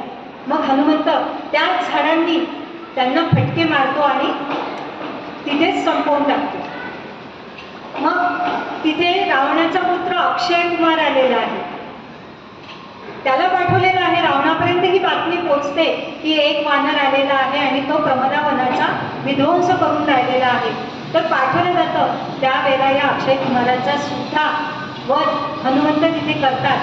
आणि मग शेवटी रावण पाठवतो इंद्रजिताला की इंद्रजिता आता तूच जा आणि बघ कोणतं वानर आहे तर ते काय करत आहे. त्यावेळेला इंद्रजित येतो, पाहतो आणि इंद्रजित मात्र कशात काय सोडतो, नागपाश त्यांनी हनुमंतावर सोडलेला आहे. आणि या नागपाशाला हनुमंत मात्र शरण गेलेले आहे आणि स्वतःला त्यांनी त्यात बद्ध करून घेतलेले आहे. म्हणजे इंद्रजितानी त्याला बांधलं असं नाही, हनुमंतांनी स्वतःला बद्ध करून घेतलं त्या नागपाशाचा सन्मान करण्याकरता. आणि आता इंद्रजिताला खूप आनंद झाला की मी पकडलं याला म्हणून. सगळ्या गावातनं आपलं पराक्रम कळावं सगळ्या लंकावासियांना, म्हणून याला हनुमंताला निर्वत घेऊन चाललेला आहे बांधून. सगळ्या रस्त्यातनं हनुमंताची ही अशी मिरवणूक चाललेली. पण हनुमंताला पण याचा एक फायदा झाला, कारण हनुमंताला पूर्ण लंका कळली आहे, कुठे कुठे काय काय आहे हे हनुमंतांनी बघून ठेवलेलं आहे. एकदा पाहिलेली गोष्ट हनुमंत विसरत नाही, प्रत्येक ठिकाणी त्यांनी बघितलेलं आहे. असं करत करत गेलेला आहे. रावणाच्या दरबारात हनुमंताला हजर केला आहे इंद्रजिताने. आणि रावणाने प्रश्न विचारला, तू कोण आहेस? हनुमंत या प्रश्नाचीच वाट पाहतो. हनुमंतांनी सांगितलं, जो पुरुष घरात नसताना तू त्याच्या पत्नीचं कपटाने हरण केलं आहेस, त्या प्रभू रामचंद्रांचा मी सेवक आहे. पहा, सगळा पूर्ण मंत्रिमंडळ रावणाचं बसलेलं आहे तिथे. आजपर्यंत रावणाने हुशारकीने काय सांगितलं होतं की सीता स्वखुशीने माझ्यासोबत आलेली आहे. आणि तिथे पूर्ण लंकेत फिरत असताना हनुमंतांनी हे पाहिलं की सीता मातेला कपटाने रावणाने आणलेलं आहे, परंतु इथल्या जनतेला काहीच वाटत नाही. याचा विषयच नाही आहे सीतेचा कुठे, जो तो आपल्या फक्त भोगविलासामध्ये रमलेला आहे. कारण हे नित्याचंच कर्म रावणाचं असं म्हणून लोकांनी दुर्लक्ष केलेलं आहे. परंतु त्याच वेळी हनुमंत म्हणाला की याचा रावणाचा हा वैयक्तिक प्रश्न जो वाटतो आहे ना इथल्या लंकेतल्या लोकांना, तो प्रश्न मी लंकेचा सार्वजनिक प्रश्न केल्याशिवाय सोडणार. म्हणून ठणकावून रावणाला सांगितलेलं आहे की जिला तू कपटाने हरण करून आणलेला आहे त्या प्रभू रामचंद्रांचा मी सेवक आहे. रावणाला राग आलेला आहे. रावण म्हणतो याला ठार मारा. त्यावेळेला म्हटलं विभीषण उठतात आणि विभीषण मध्ये पडतात आणि सांगतात रावणाला, रावणा तुम्ही असं करू शकत नाही महाराज, कारण लंकेच्या कायद्यानुसार दूताला मारू शकत नाही. दूत हा काय असतो, अवध्य आहे. त्याच्या अपराधाची तुम्ही त्याला शिक्षा देऊ शकता, परंतु त्याला तुम्ही ठार मारू शकत नाही. त्यामुळे रावण म्हणतो ठीक आहे. आणि रावण त्याला पुन्हा विचारतो की तू माझ्या बागेचा विध्वंस का केला? त्यावेळेला हनुमंत म्हणतो की मला तुझ्या संसदेमध्ये यायचं होतं आणि मला हे माहिती आहे की कुठला तरी अपराध केल्याशिवाय तुझ्या संसदेत काही कोणाला प्रवेश नाही. तुझ्या संसदेत फक्त अपराधांनाच प्रवेश आहे, म्हणून मी अपराध केला. आता रावण म्हणतो की याला शिक्षा झालीच पाहिजे. मग शिक्षा काय द्यायची? वानरांना सगळ्यात प्रिय काय असतं, कशावर अभिमान असतो, तर आपल्या शेपटीचा. रावणाने आज्ञा केली की याच्या शेपटीला आग लावा, जाळा. हनुमंताला तर आनंदच झाला. आणि ते करण्याकरता नाथ महाराजांनी या प्रसंगाचं भावार्थ रामायणात इतकं गोड वर्णन केलेलं आहे. पूर्ण अद्भुत रस ओतप्रोत भरून आहे हा प्रसंग सांगताना भावार्थ रामायणामध्ये. नाथ महाराजांनी वर्णन केलं की हनुमंताच्या शेपटीला कापड गुंडाळल्या जात आहे आणि हळूहळू हनुमंत काय करत आहे, आपलं पुच्छ मोठं मोठं मोठं मोठं लांबवत नेत आहे. तिथलं कापड कमी पडायला लागलं. मग सगळे कपड्याचे व्यापारी उभे राहिले. राजाच्या प्रती आपली निष्ठा पण दाखवायची वेळ आलेली आहे. म्हणून काय सांगितलं त्यांनी, आमच्याकडून 10 तागे, आमच्याकडून 50 तागे असं एकेकाने द्यायला सुरुवात केलेली आहे. कापड आणतातच आहे, गुंडाळतातच आहे. सगळे गटाने सगळं वस्त्र संपलं म्हणे लंकेमधलं, परंतु याचं पुच्छ लांबतच चाललेलं आहे. आणि आता हे जाळण्यासाठी काय करायची, कशाची गरज आहे, तेलाची. तेल तर हवं ना त्याच्यावर टाकायला. मग जितके काही ज्यांचे तेलाचे कारखाने आहेत त्यांनी सगळ्यांनी सुरू केलं सांगणं की आमच्याकडून 1 बॅरल, आमच्याकडून 10 बॅरल, असं करत करत करत म्हणे लंकेतलं सगळं तेल सुद्धा संपून गेलेलं आहे. आणि अशा प्रकारे त्या पुच्छात सगळं गुंडाळलं. आणि मग काय केलं, इंद्रजिताने बांधून आणलेलं होतं ना, मग हे कार्य करायला रावणाने इंद्रजिताला सांगितलं की आता इंद्रजिताच्या हस्ते काय उद्या दीप प्रज्वलन, आणि इंद्रजिताला तसं सांगितलं. इंद्रजितानी त्याच्या पुच्छाला अग्नी लावलेला आहे. आणि आता हनुमंतांनी काय करावं, ते ब्रह्मपाशात बद्ध झालेले होते, पण हनुमंतांनी काय केलं, ब्रह्मपाश तोडला तर नाही, स्वतःचं रूप कमी केलं, लहान केलं आणि त्यातनं बाहेर पडले, पटकन छोटा आकार घेऊन आणि जाऊन बसले. लंकेतली जी सगळ्यात मोठी इमारत होती त्याच्यावर हनुमंत उडी मारून जाऊन बसले. आणि काय करतायत, आपलं पुच्छ फक्त फिरवतात, स्वतः एकाच जागी बसलेले आहे. ब्रह्मांडा भोवते वेढे वज्रपुच्छे करू शके, अशी वज्रासारखी ताकद असलेलं त्याचं पुच्छ केवढं आहे की या अखिल ब्रह्मांडाला व्यापून राहील, याच्या भोवती पण वेढा घालू शकेल एवढं त्याचं पुच्छ. त्यांनी एका घरात घालावं, तिथे आग लागली की काढावं, दुसऱ्या घरात घालावं, तिसऱ्या घरात घालावं, असं करून एक एक घर जळताय. ज्याचं जळताय तो बाहेर येऊन म्हणतोय, अहो धावा धावा, माझ्या घराला आग लागली, पाणी तरी आणा कोणी. दुसरं पाणी आणायला जातो, पाहत होता काय त्याच्याही घराला आग लागलेली, कोणी कोणाच्या घराची आग विझवायला जायचं. अशा प्रकारे सगळी लंका जळायला लागलेली आहे. हे बघितलं, सगळा गोंधळ उडून गेलेला आहे सगळ्या लोकांचा लंकेतल्या. आणि हे पाहिल्यानंतर हनुमंत गेलेले आहे समुद्र किनारी. त्यांनी आपलं पुच्छ पाण्यात बुडवलं आणि ते शांत केलेलं आहे. आणि मग हनुमंताला प्रश्न पडला की अरे सगळी लंका जळते आहे, माझ्या पुच्छाला एवढी मोठी आग लावली, पण मला आज का नाही लागली. आता त्यांच्या लक्षात आलेलं आहे. तर त्यावेळेला ब्रह्मदेवांची वाणी होते की हनुमंता, तुझ्याकरता माता सीता तिथे प्रार्थना करत, यद्यस्ती पती शुश्रूषा यद्यस्ती चरितम तपः यदि वा त्वेक पत्नीत्वम शितो भव हनुमंतः.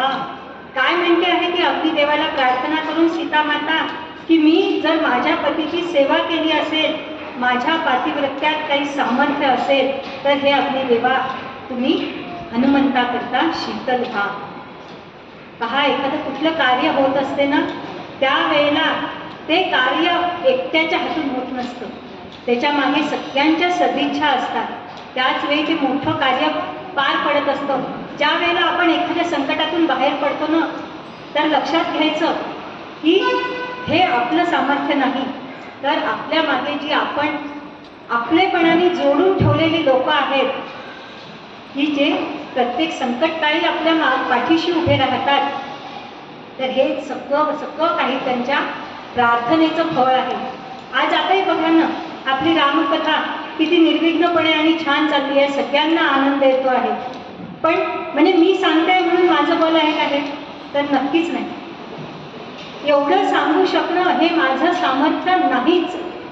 आता तुमची माझी ओळख आताची आहे, तुम्हाला माहिती नाही, परंतु ज्यांनी मला लहानपणापासून पाहिलं आहे ना, तर म्हणजे एखाद्या भविष्यकर्त्यांनी जर का माझं भविष्य पाहिलं असतं आणि सांगितलं असतं की ही मोठी झाल्यावर रामकथा वगैरे करेल, कीर्तन, तर त्याला नक्कीच वेड्यात काढलं असतं कोणी.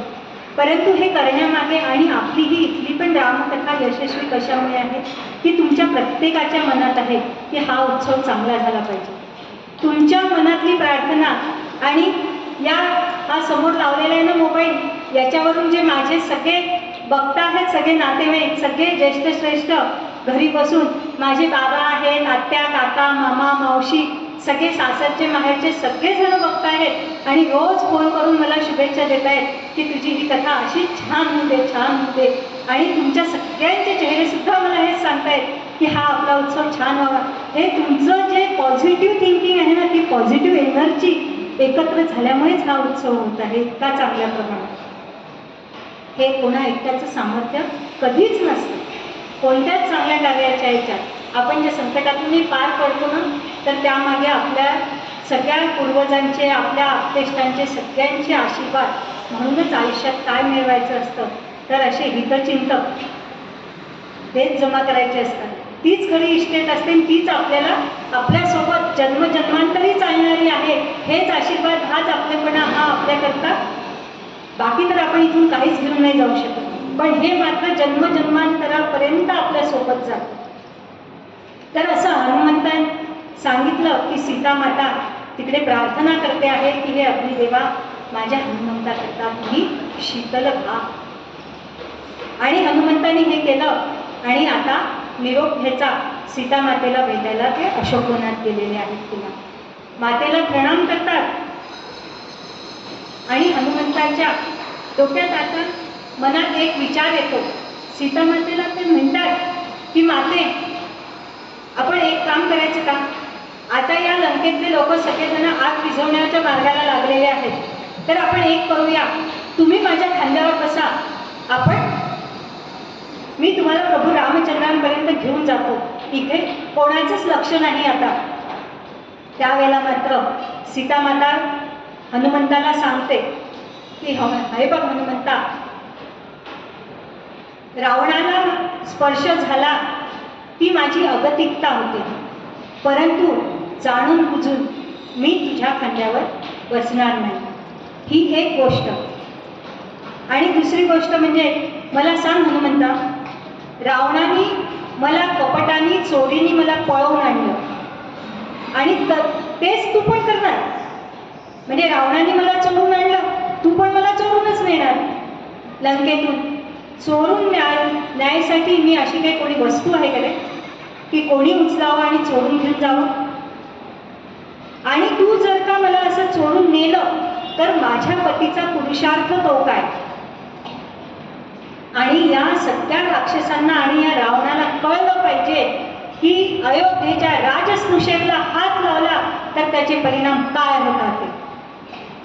आणि माझ्या पतींनी इथे येऊन या सगळ्या राक्षसांचा निपात केला पाहिजे. त्याच वेळेला मी त्यांच्यासोबत परत जाईल आणि तू प्रभूंना माझा निरोप सांग की मी तुमची आतुरतेने वाट पाहत आहे, लवकरात लवकर या. पहा कशा होत्या सीता माता. आणि हनुमंत गेलेले आहेत परत. इकडे हनुमंत आल्यानंतर तिथले जे वानरगण होते सगळेजण हनुमंताची वाट पाहत, त्यांना खूप आनंद झालेला आहे. अरे हनुमान दादा आला, हनुमान दादा आला म्हणून उड्या मारायला लागले. हनुमंत जेव्हा निघाला होता ना या कार्याकरता, त्यावेळेला आपण तर जाऊ शकत नाही, पण हनुमंताला एक पाठबळ द्यावं म्हणून प्रत्येकाने काय केलेलं आहे, प्रत्येकाने काही ना काही व्रत धारण केलेलं आहे. कोणी उलटा लटकलेला आहे, कोणी पानच खाल्ली आहे, कोणी उपवास केला आहे, कोणी एकाच पायावर उभा आहे. अशा प्रकारचं तप प्रत्येकाने केलेलं आहे. आणि ज्या वेळेला हनुमंत परत आले त्यावेळेला सगळ्यांना आनंद झाला. प्रभू रामचंद्रांना हनुमंत जाऊन भेटतात. प्रभू तो वृत्तांत सगळा विचारतात की घडलं काय. त्यावेळेला हनुमंत असं स्वतःहून पुढे जाऊन की मी कार्य करून आलो मीच सांगणार असं मात्र नाही. हनुमंत म्हणतात की अंगद आमच्या टोळीचे प्रमुख आहे, तर जे काय घडलं ते तुम्हाला अंगद सांगते. पण फक्त एक गोष्ट केली हनुमंतानी, एक गोष्ट प्रभूंना गेल्या गेल्या सांगितली.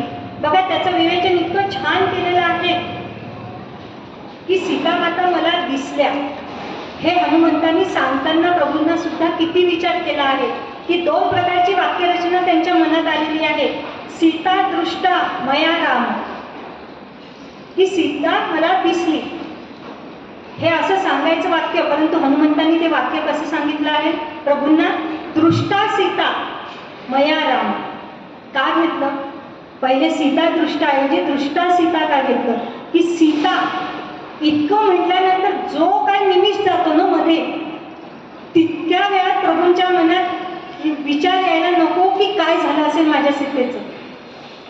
तितका सुद्धा त्यांना त्रास व्हायला नको, माझ्या प्रभूंना दुःख व्हायला नको, म्हणून काय सांगितलं दृष्ट म्हणजे दिसली.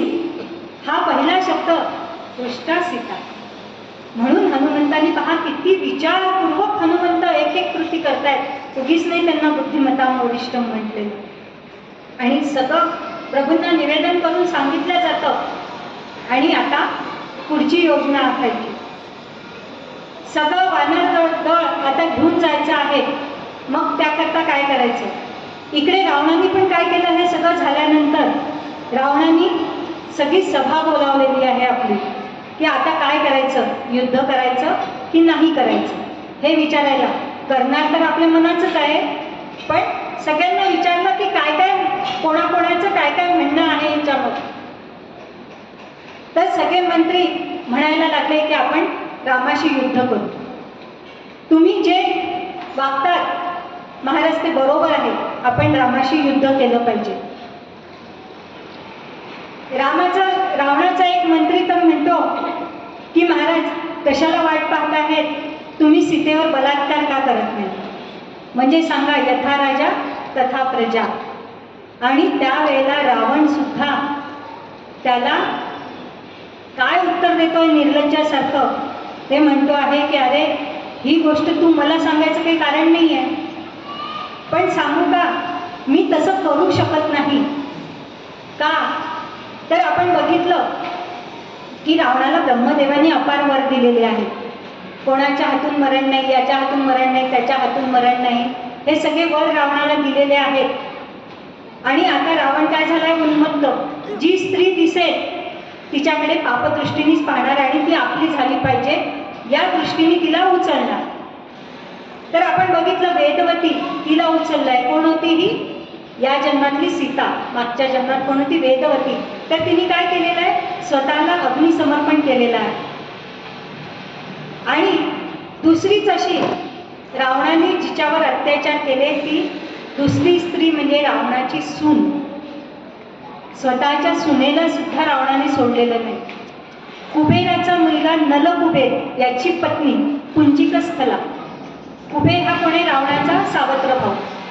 आणि त्याच्या मुलाची पत्नी म्हणजे काय झाली पर्यायाने रावणाची सून. हिच्यावर सुद्धा रावणाने जबरदस्ती केलेली आहे. वेदवती स्वतःला संपवलं तिने, परंतु ही कुंचिकस्थला तशी नव्हती. ही म्हणजे आपण आपल्या अशा आजच्या भाषेत म्हणून तडकफडक होती. अन्याय कुठला सहन करणार नाही. ती सरळ गेली की या रावणाला कोणी वर दिलेले आहेत? ब्रह्मदेवाने वर दिले. सरळ ती ब्रह्मदेवाच्या दरबारात गेली, म्हणजे सुप्रीम कोर्टात न्याय मागायला.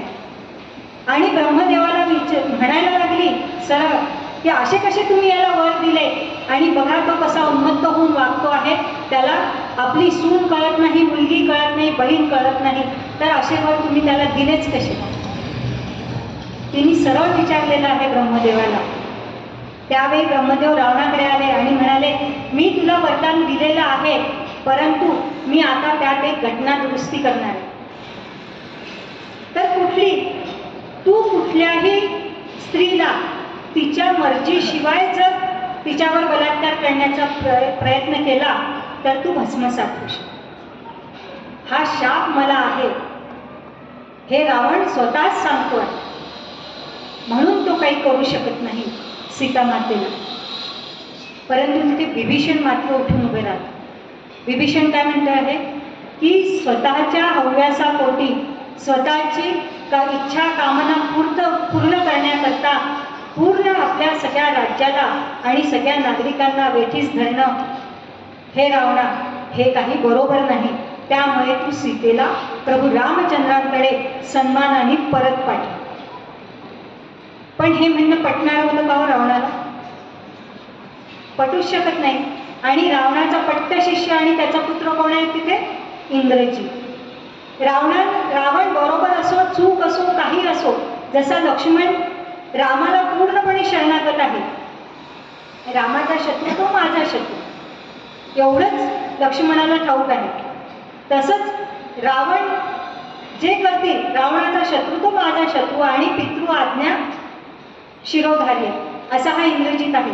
या दोघांनाही खूप राग आलेला आहे. आणि रावणाने आणि इंद्रजिताने काय केलं, या विभीषणाला लाथ मारून राज्याच्या बाहेर हाकलून दिलेलं आहे की तू इथून निघून जा. असा सल्ला देणारा मंत्री मला नको, आणि राज्याच्या बाहेर काढून दिलेला आहे विभीषणाला. आणि विभीषण इकडे येऊन मिळाले बघ प्रभू रामचंद्रांना भेटलेले आहेत. त्यावेळेला ज्यावेळेस विभीषण आला त्यावेळी त्यांना स्वीकारायचं की नाही याबद्दल प्रभू रामचंद्रांनी सगळ्यांना विचारलेलं आहे की आपण काय करायचं. अंगदाला विचारलं प्रभूंनी की आपण आता हा विभीषण आपल्याला शरण आलेला आहे, तर याच्याशी आपण कसा व्यवहार करायचा. त्यावेळेला अंगद म्हणतो की याला आपल्या सैन्यात घ्या, पण याच्यावर बारीक लक्ष असू द्या. कारण हा कोण आहे? शत्रूचा भाऊ आहे. शेवटी एखाद वेळेला हेरगिरी करण्यासाठी सुद्धा आलेला असू शकतो. सुग्रीव काय म्हणाला की याला घेऊच नका, याला ठार मारा सरळ, असं सुग्रीवाचं म्हणणं आहे. प्रभू रामचंद्र सगळ्यांचं म्हणणं ऐकतात आणि हनुमंताला विचारतात की हनुमंता तुझं काय म्हणणं आहे? तर हनुमंत सांगतो की प्रभू माझं असं म्हणणं आहे की विभीषण हा संग्राह्य आहे, याला आपल्याजवळ असू द्या. मी ज्या वेळेला लंकेत गेलो त्यावेळेला बघितलं आहे विभीषण आणि याच्यासोबत याचे जे 3-4 मंत्री आलेले आहेत हे रावणाच्या विरुद्ध आपल्या बाजूने बोलणारे आहेत. तर विभीषणाच्या मनात कुठलंही कपट नाही, त्याला आपल्या बाजूने घेण्यास काहीच हरकत नाही असं हनुमंत सांगतात. आणि प्रभू रामचंद्र म्हणतात की माझ्याही मनात हनुमंता हीच गोष्ट होती, पण तुम्ही सगळेजण काय म्हणतात हे मला बघायचं होतं. विभीषणाने तिकडे रावणाला समजावून सांगताना काय म्हटलेलं होतं की अरे रावणा, एक आपला बंधूही आहे त्याचं वाईटही वाटते आहे की लक्षात घे, हे बाकीचे तुझे मंत्री तुला सल्ला देतात ना, हे बरोबर गोड बोलणारे आहेत आणि तुला फसवणारे आहेत. तर तू लक्षात घे की हे तुझा गोड बोलून घात करणारे सगळे लोक आहेत. सुलभा पुरुषा राजन सततं प्रियवादिनः अप्रियस्य च पथ्यश्च श्रोता वक्ता च दुर्लभः. अरे गोड बोलणारे पुष्कळ मिळतात, परंतु कटू असलं तरी सत्य सांगणारा श्रोताही वक्ताही भेटत नाही आणि त्याचं ऐकून घेणारा श्रोताही भेटत नाही. हे बघ रावणा, तुला तुझा विनाश जर करून घ्यायचा नसेल तर तू मात्र सीता मातेला सन्मानाने परत कर. दियताम अस्य मैथिली, की प्रभू रामचंद्रांना परत कर. हे 10 वेळेस सांगितलेलं आहे विभीषणाने, पण यांनी काही ऐकलेलं नाही. विभीषण आलेले आहेत आणि आता हा सेतू उल्लंघन करून श्रीलंकेत पोचायचं. समुद्र उल्लंघन केल्याशिवाय लंकेत पोचणार नाही. आणि आता किती आहे? 18 पद्म वानर. या लंका दहन केलं त्यामागचा हेतू काय? काय काय सफलता मिळालेली आहे? लंका दहनामुळे काय झालेली आहे उलथापालथ तिकडे लंकेमध्ये? तर हे लंका दहन केल्यानंतर हनुमंताच्या मनात जे होतं की सीता रावणाने हरण करून आणणं, हे त्याचा हा वैयक्तिक प्रश्न नाही, तर हा पूर्ण लंकेचा प्रश्न आहे. हे सगळ्यांना लक्षात आलं की आता जर का रावणाने सीतेला परत केलं नाही तर रावणासहित आपल्या सगळ्यांचा जीव धोक्यात आहे. आणि सगळी जनता आता रावणाच्या विरुद्ध बोलायला लागलेली आहे की यांनी सीता मातेंना परत करावं, यांनी सीतेला जबरदस्तीने आणलं, ही आपल्या राजांनी चूक केली आहे. म्हणजे एक जनमत बदलण्याचं कार्य या लंका दहनामुळे झालेलं आहे. हे सगळं पार पडल्यामुळे तिथे रावणाच्या विरोधात एक एक जण तयार झालेला आहे.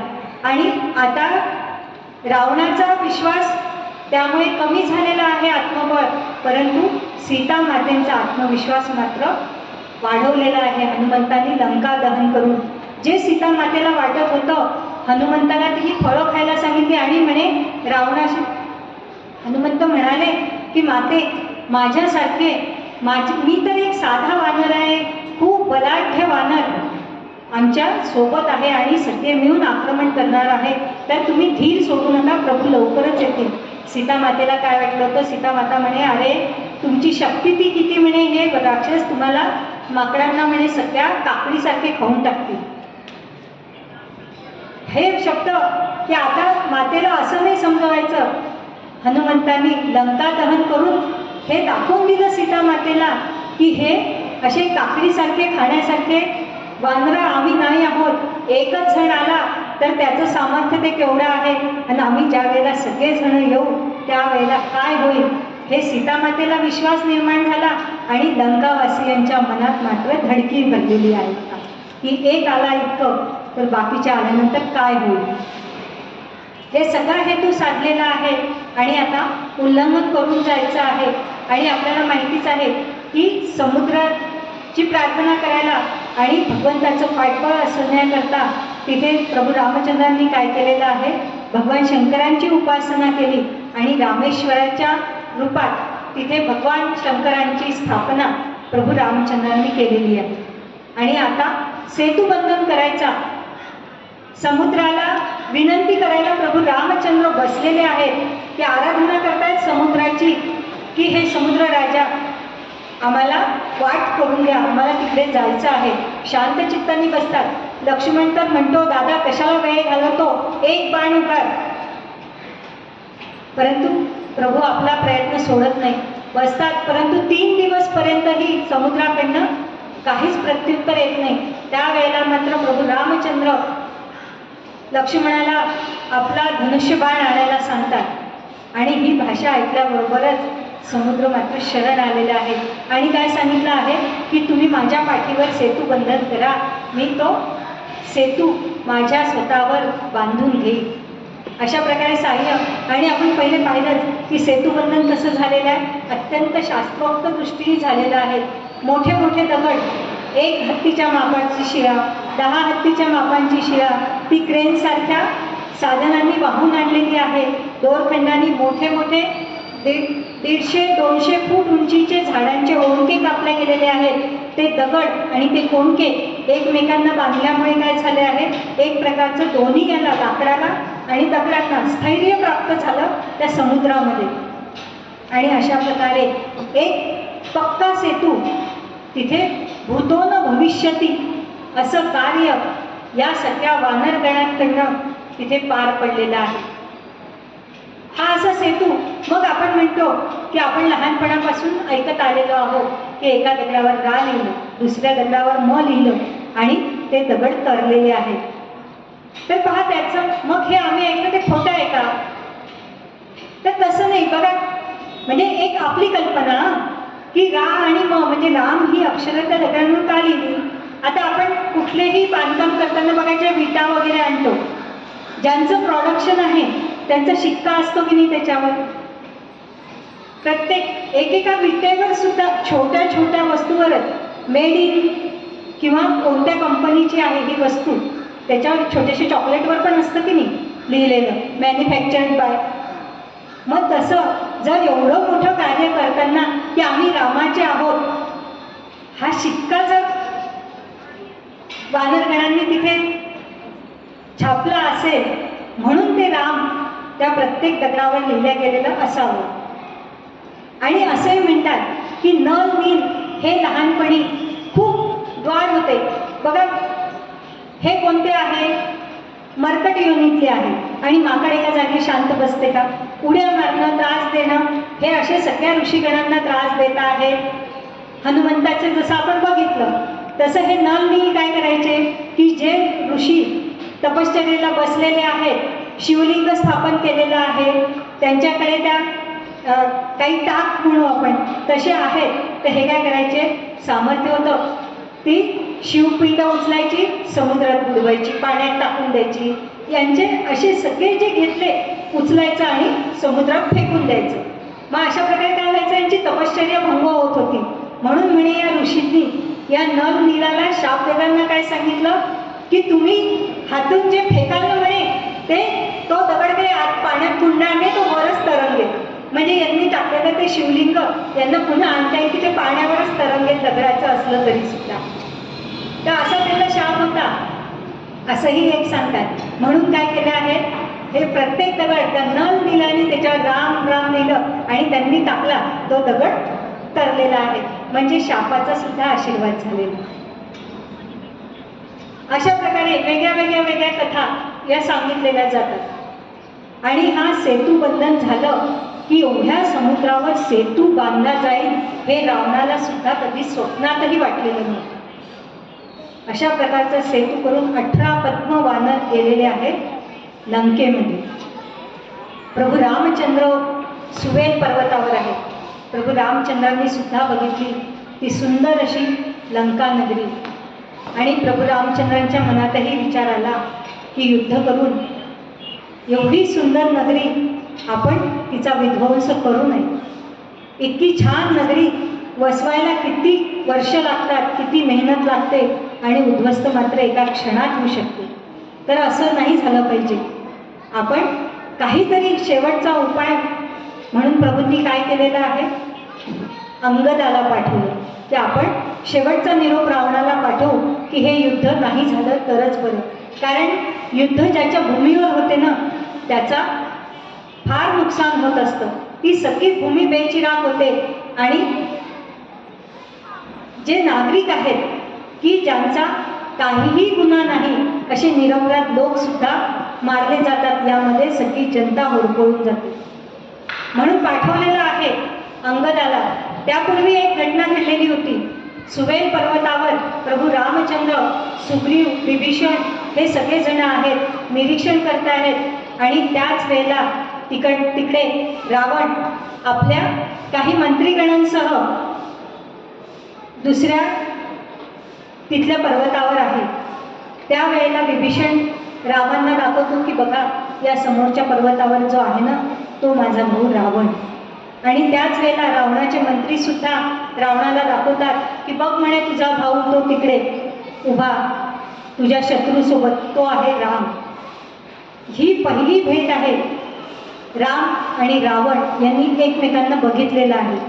ज्या वेळेला रावण दृष्टीस पडतो ना सुग्रीवाला मात्र राहत नाही आणि सुग्रीव काय करतो, लगेच प्रचंड उड्डाण घेतो आणि धाडकन रावणाच्या अंगावरच जातो, हमला करतो. त्यावेळेला रावण खाली पडतो. त्याच्या डोक्यावरचा मुकुट पडलेला आहे, पण क्षणात रावण सावध होतो, उठून उभा राहतो आणि सुग्रीवाला फटके मारायला लागतो. मग ते काही सहन होत नाही आणि सुग्रीव पुन्हा उड्डाण घेतो आणि प्रभू रामचंद्रांजवळ आलेला आहे. त्यावेळेला प्रभू रामचंद्र म्हणतात, सुग्रीवा हे साहस असले भूपतीस तुझं नाही शोभले. अरे विचारपूर्वक कारवाई करायची असते, हे लक्षात घे की ही जी सेना सगळी आलेली आहे त्याचा प्रमुख तू आहेस आणि युद्ध सुरू होण्यापूर्वीच जर तू मारला गेला असतास तर आज काय झालं असतं. त्यामुळे असा अविचार करणं तुला योग्य नाही. तुझ्या पदाला तू किष्किंधेचा राजा आहेस अशी सुग्रीवाची कान उघडणी प्रभू रामचंद्रांनी केली आहे. आणि नंतर त्यांनी अंगदाला पाठवलेलं आहे की आता आपण शिष्टाईला पाठवू तर कोणाला पाठवायचं. प्रत्येकजण काय म्हणायला लागला, हनुमंत हनुमंत हनुमंत. कारण एवढं मोठं कार्य हनुमंतांनी पार पाडलेलं होतं. परंतु प्रभू रामचंद्र म्हणाले नाही, यावेळेस हनुमंत नाही तर कोण जाईल, अंगद. कारण शत्रू सैन्याला असं वाटायला नको की यांच्याकडे बलाढ्य फक्त एकच व्यक्ती आहे आणि बाकीचे असेच दिसतात, तसंही वाटायला नको. आणि अंगद कोण आहे, वालीचा पुत्र. प्रभू रामचंद्रांनी युवराजपद किष्किंधेचं अंगदाला दिलेलं आहे. वालीनी स्वतः अंगदाचा हात प्रभू रामचंद्रांच्या हाती सोपवलेला आहे की याचा तुम्ही पुत्र म्हणून सांभाळ करा, ही जबाबदारी दिलेली आहे. परंतु रामचंद्रांना वाटते की एक वेळेला आपण पाहावंच, हाच एक कच्चा दुवा आपल्याजवळ आहे की जो रावणाकडे जाऊ शकतो. कारण कोण होता, वाली होता रावणाचा मित्र आणि वाली आणि रावणाची दाट मैत्री आहे. एकमेकांच्या मदतीला जायचं त्यांनी आश्वासन दिलेलं आहे. आणि हा अंगद गेला की रावण त्याला नक्कीच फितवणार की आपल्या बाजूने ये म्हणून. आणि हा जर का फितला तर एकटा अंगदच जाणार नाही तर त्याच्या मागे जे वानरांची सेना आहे त्याच्या बाजूची तर ती सुद्धा त्याच्यासोबत वळेल. म्हणून जे काय व्हायचं असेल ते युद्ध सुरू होण्यापूर्वी आताच झालेलं बरं. कुठलीही पडझड व्हायची असेल, दुखळी जर निर्माण व्हायची असेल या सैन्यामध्ये तर ती आताच झालेली बरी. हा सर्वांगीण विचार केला आणि प्रभू रामचंद्रांनी पाठवल्या अंगदाला. अंगदाला अतिशय आनंद झाला. अंगद गेलेला आहे उड्डाण करून आणि त्यांनी रावणाच्या दरबारात ठामपणाने जाऊन उभा राहिला. पाय रोवून उभा आहे अंगद आणि छाती पुढे काढून अभिमानाने रावणाला मोठ्या अधिकारवाणीने सांगतो आहे की हे रावणा, मी प्रभू रामचंद्रांचा दूत आहे आणि माझे प्रभू रामचंद्रांचा तुला निरोप आहे की तू सीतेला सन्मानाने परत कर अन्यथा युद्धाला तयार हो. रावण म्हणतो, अरे अंगदा, तुला काही अक्कल आहे, बुद्धी आहे? तुझ्या बापाचा वध त्यांनी केलेला आहे आणि तू त्याचे गुणगौरव करतोयस. इथे रावण त्याचा बुद्धिभेद करायचा प्रयत्न करतोच आहे, परंतु अंगद इतका पक्का आहे की तो हे सांगतो की अरे रामाला तू मारू शकशील, हा भ्रम रावणा तू तुझ्या डोक्यातनं पहिले काढून टाक. कारण प्रभू रामचंद्रांनी इतके सामर्थ्यशाली या जगात कुणीच नाही, म्हणून तू त्यांना शरण ये. हे इतकं ऐकलं रावणाने आणि रावणाने काय म्हटलं आपल्या दूतांना की याला पकडा. आणि इथे एक कथा पुन्हा येते की पकडायला सांगितलं. अंगद काय म्हणतो की आमच्या ह्याच्यात इतकी ताकद आहे म्हणे प्रभू रामचंद्रांमध्ये. अरे रामचंद्रच काय म्हणे, त्यांच्या ताकदीचं तर जाऊ दे, माझा हा रोवलेला पाय जर तू उचलू शकला ना तर आम्ही हरलो म्हणून सांगू. म्हणजे पहा की तरुणपणाच्या याच्यात अंगद काय बोलून गेला. दूतावर कोणती जबाबदारी असते की दूत जो शब्द देईल तो त्या राज्याच्या स्वामीला लागू पडत असतो. म्हणजे ते सगळं वचन त्यांना पाळावं लागत असतं. जर हरलो म्हणजे आपले राजदूत तिकडे सही करतात, पण ते सगळं बंधन कोणावर असते, पूर्ण देशावर असते. जे करार दुसऱ्या देशांशी केले जातात आपले राजदूत आता पण सही करतात, पण ते पूर्ण देशाचे आहे की त्याचे बंधन पूर्ण देशावर असते की राजदूताकरवी हा करार केला गेलेला आहे. हा पाय रोवून उभा राहिला आणि मग केली आहे प्रभूंची प्रार्थना, मी तर बोललो तर खरी, पण आता तुम्हीच मला सांभाळून घ्या. आणि मग सांगतात की एक एक जण यायला लागलं, याचा पाय उचलायला जाऊन राहिलेले आहे, एक एक वीर उठत आहे, राक्षसवीर, पण याचा पाय काही तसूभर हल्ला नाही, कारण धरणी मातेने त्याचा पाय पक्का पकडून ठेवलेला होता खाली. हे पाहिलं सगळेजण घामाघूम झालेले आहे, पण अंगदाचा पाय काही हलत नाही. प्रत्येकाने अंगदाचे चरण पकडलेले आहे. शेवटी रावण उठला, इंद्रजिताकडनं सुद्धा याचा पाय हललेला नाही. शेवटी रावण उठला पाय पकडायला. त्यावेळेला अंगदाने काय केलं, पटकन आपला पाय उचलला आणि सांगितलं, हे पापी रावणा, माझा पाय का पकड, कशासाठी पकडतोस, पकडायचे असेल तर प्रभू रामचंद्राचे चरण पकड. आणि असं म्हटलं त्यांनी. आणि रावणाने जे पाठवलेले होते ते राक्षस ते त्याला सगळ्या ठिकाणाहून धरायला लागले. तर यांनी काय केलं, त्या 8-10 राक्षसांसह उड्डाण केलेलं आहे. रावणाच्या दरबाराच्या सगळ्यात वरच्या टोकावर म्हणजे कळसावर हा जाऊन बसला. पण त्यांनी पाय आपटला आणि ते सगळे राक्षस तिथून त्यांनी फेकलेले आहेत खाली. त्याचं ते पाय त्यांनी इतक्या जोरात रोवला म्हणतात की तो कळस तुटून पडला आणि रावणाची कच्ची सुद्धा जे होतं त्याला मोठा हादरा बसलेला आहे. म्हणजे पहिला हादरा कोणी दिला, हनुमंतांनी, त्यानंतर अंगदाने, आणि अंगद निघाला तो प्रभू रामचंद्रांकडे. आता काय होतं, आता युद्ध अटळ झालं होतं. सगळे प्रयत्न आता प्रभूंकडनं करून झालेले होते. म्हणजे आता काय होतं की रावणावर आक्रमण करणं हे गरजेचं आहे.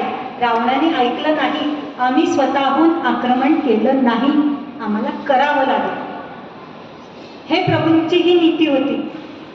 आणि युद्ध करायला आता सुरुवात करायची. मग त्यानुसार सगळ्या प्रत्येक द्वारावर युद्धाला सुरुवात होणार आहे. लंकेला किती आहेत, 4 द्वार आहेत. आणि स्वतः रावण कुठे आहे, दक्षिण द्वारावर, नाही उत्तरेकडे. उत्तर द्वार म्हणजे कुणीकडे, भारताच्या दिशेला. लंकेचं दक्षिण, लंकेची उत्तर दिशा म्हणजे आपला भारत. तर या दिशेला असलेला त्या ठिकाणी आहे रावण. आणि शेवटी मग ज्या वेळेला अंगद परत येतो त्यावेळेला सगळ्या सैन्यांनी मात्र प्रभू रामचंद्रांचा आणि सुग्रीवाचा, हनुमंताचा मोठा जयघोष केला आणि आक्रमण करायला निघालेले आहे. तुंबळ युद्धाला सुरुवात झालेली आहे. या युद्धात पहिले रावण सुद्धा आलेला आहे. पहिले 2-3 दिवसात काय झालं, प्रभू रामचंद्रांचं आणि रावणाचं युद्ध झालेलं आहे. एकमेकांवर जोरजोरात बाण सोडत आहे आणि या ह्याच्यात रावणाचा रथ पाडला गेला, सारथी मारला गेलेला आहे, रावणाच्या हातातले सगळे शस्त्र गळून पडले, त्याचं शिरस्त्राण गळून पडलेलं आहे आणि असा निशस्त्र असलेला रावण जमिनीवर उभा आहे. त्यावेळेला प्रभू रामचंद्रांनी रावणाला सांगितलं की रावणा तू परत जा, कारण अशा निशस्त्रावर वार करणं हे आमच्या संस्कृतीत बसत नाही. तर असा अपमानित झालेला रावण तिसऱ्या दिवशी परत गेला. त्यावेळेला इंद्रजित म्हणतो आहे की बाबा तुम्ही गेलातच कशासाठी, आता आम्ही सगळे असताना तुम्ही युद्धावर जायचं नाही. आणि असं म्हणून दुसऱ्या दिवसापासून इंद्रजित आलेला आहे लढण्याकरता. हे राम रावणांचं युद्ध तब्बल 87 दिवस चाललेलं आहे. महाभारताचं युद्ध फक्त 18 दिवस चाललेलं आहे, परंतु हे राम रावण युद्ध 87 दिवस चाललेलं आहे. आणि आता या युद्धाला तोंड फुटलेलं आहे, खऱ्या प्रकारे सुरुवात झालेली आहे आणि रावण निशस्त्र अवस्थेत परत गेलेला आणि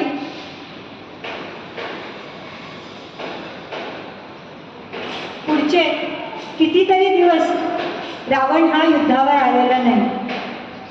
जो तो लढतो आहे, सगळे जखमी होत आहेत संध्याकाळच्या वेळेला. आणि या युद्धामध्ये सगळ्यांनी कोणी कोणाला मारलंय बघा. हनुमंतांनी धूम्राक्षाचा वध केला, कंपनाचा केला, त्रिशिराचा केलेला आहे, देवांतकाचा केला, अंगदानी रौद्र आणि नरांतकाला मारलेला आहे. नल नील यांनी नील महोदय आणि महापार्श्व यांचा वध केलेला आहे, तर सुग्रीवानी विरूपाक्षाला मारलेला आहे. असं हे सगळं युद्ध दिवसात आणि पुढे पुढे जात आहे. एकेकाचा नाश होत आहे, कोण कोणाला मारत आहे हेच कळत नाही. त्या पूर्ण भूमीवर रक्त आणि मांसाचा नुसता चिखल झालेला आहे. कोणत्या राक्षसाचं धड आहे आणि कोणतं वानराचं धड आहे कोणालाच ओळखायला येत नाही आहे. बाण मारल्यामुळे प्रत्येकाचे शरीर हवेत उडून जात आहे, त्या अवयवांचे तुकडे सर्व दूर पसरत आहेत. असं हे भयानक रूप पूर्ण त्या युद्धभूमीला आलेलं आहे. आणि प्रभू रामचंद्रांचं एक नियम होता की रोज प्रभू रामचंद्र संध्याकाळच्या वेळेला ज्या वेळेला युद्ध थांबायचं, कारण हे धर्मयुद्ध आहे, युद्ध थांबल्यानंतर प्रभू रामचंद्र सगळ्या जखमींची कसं आहे त्यांचं बघायला आणि त्यांच्यावर औषधोपचार करायला जायचे. तर असे प्रभू रामचंद्र रोज फिरत आहे आणि आपल्या सैन्याचं मनोधैर्य सुद्धा प्रत्येक सेनापती वाढवत आहे आणि उद्याच्या युद्धाकरता प्रत्येकाला तयार करत आहे. त्यांच्या जखमा भरून आणण्याचं काम रात्रभर चालू असतं. अशा प्रकारे प्रभू रामचंद्र आपल्या सैन्याचं मनोधैर्य वाढवत आणि शत्रूचं मनोधैर्य कसं कमी होईल याचा विचार करत तिकडे लढाईला तुंबळ युद्धाला सुरुवात झालेली आहे. आता पुढे या युद्धात काय काय होतं हे आपण उद्याच्याला बघूया. कुंडलिक वरदे हरी विठ्ठल श्री ज्ञानदेव तुकाराम पंढरीनाथ महाराज की जय. माऊली ज्ञानेश्वर महाराज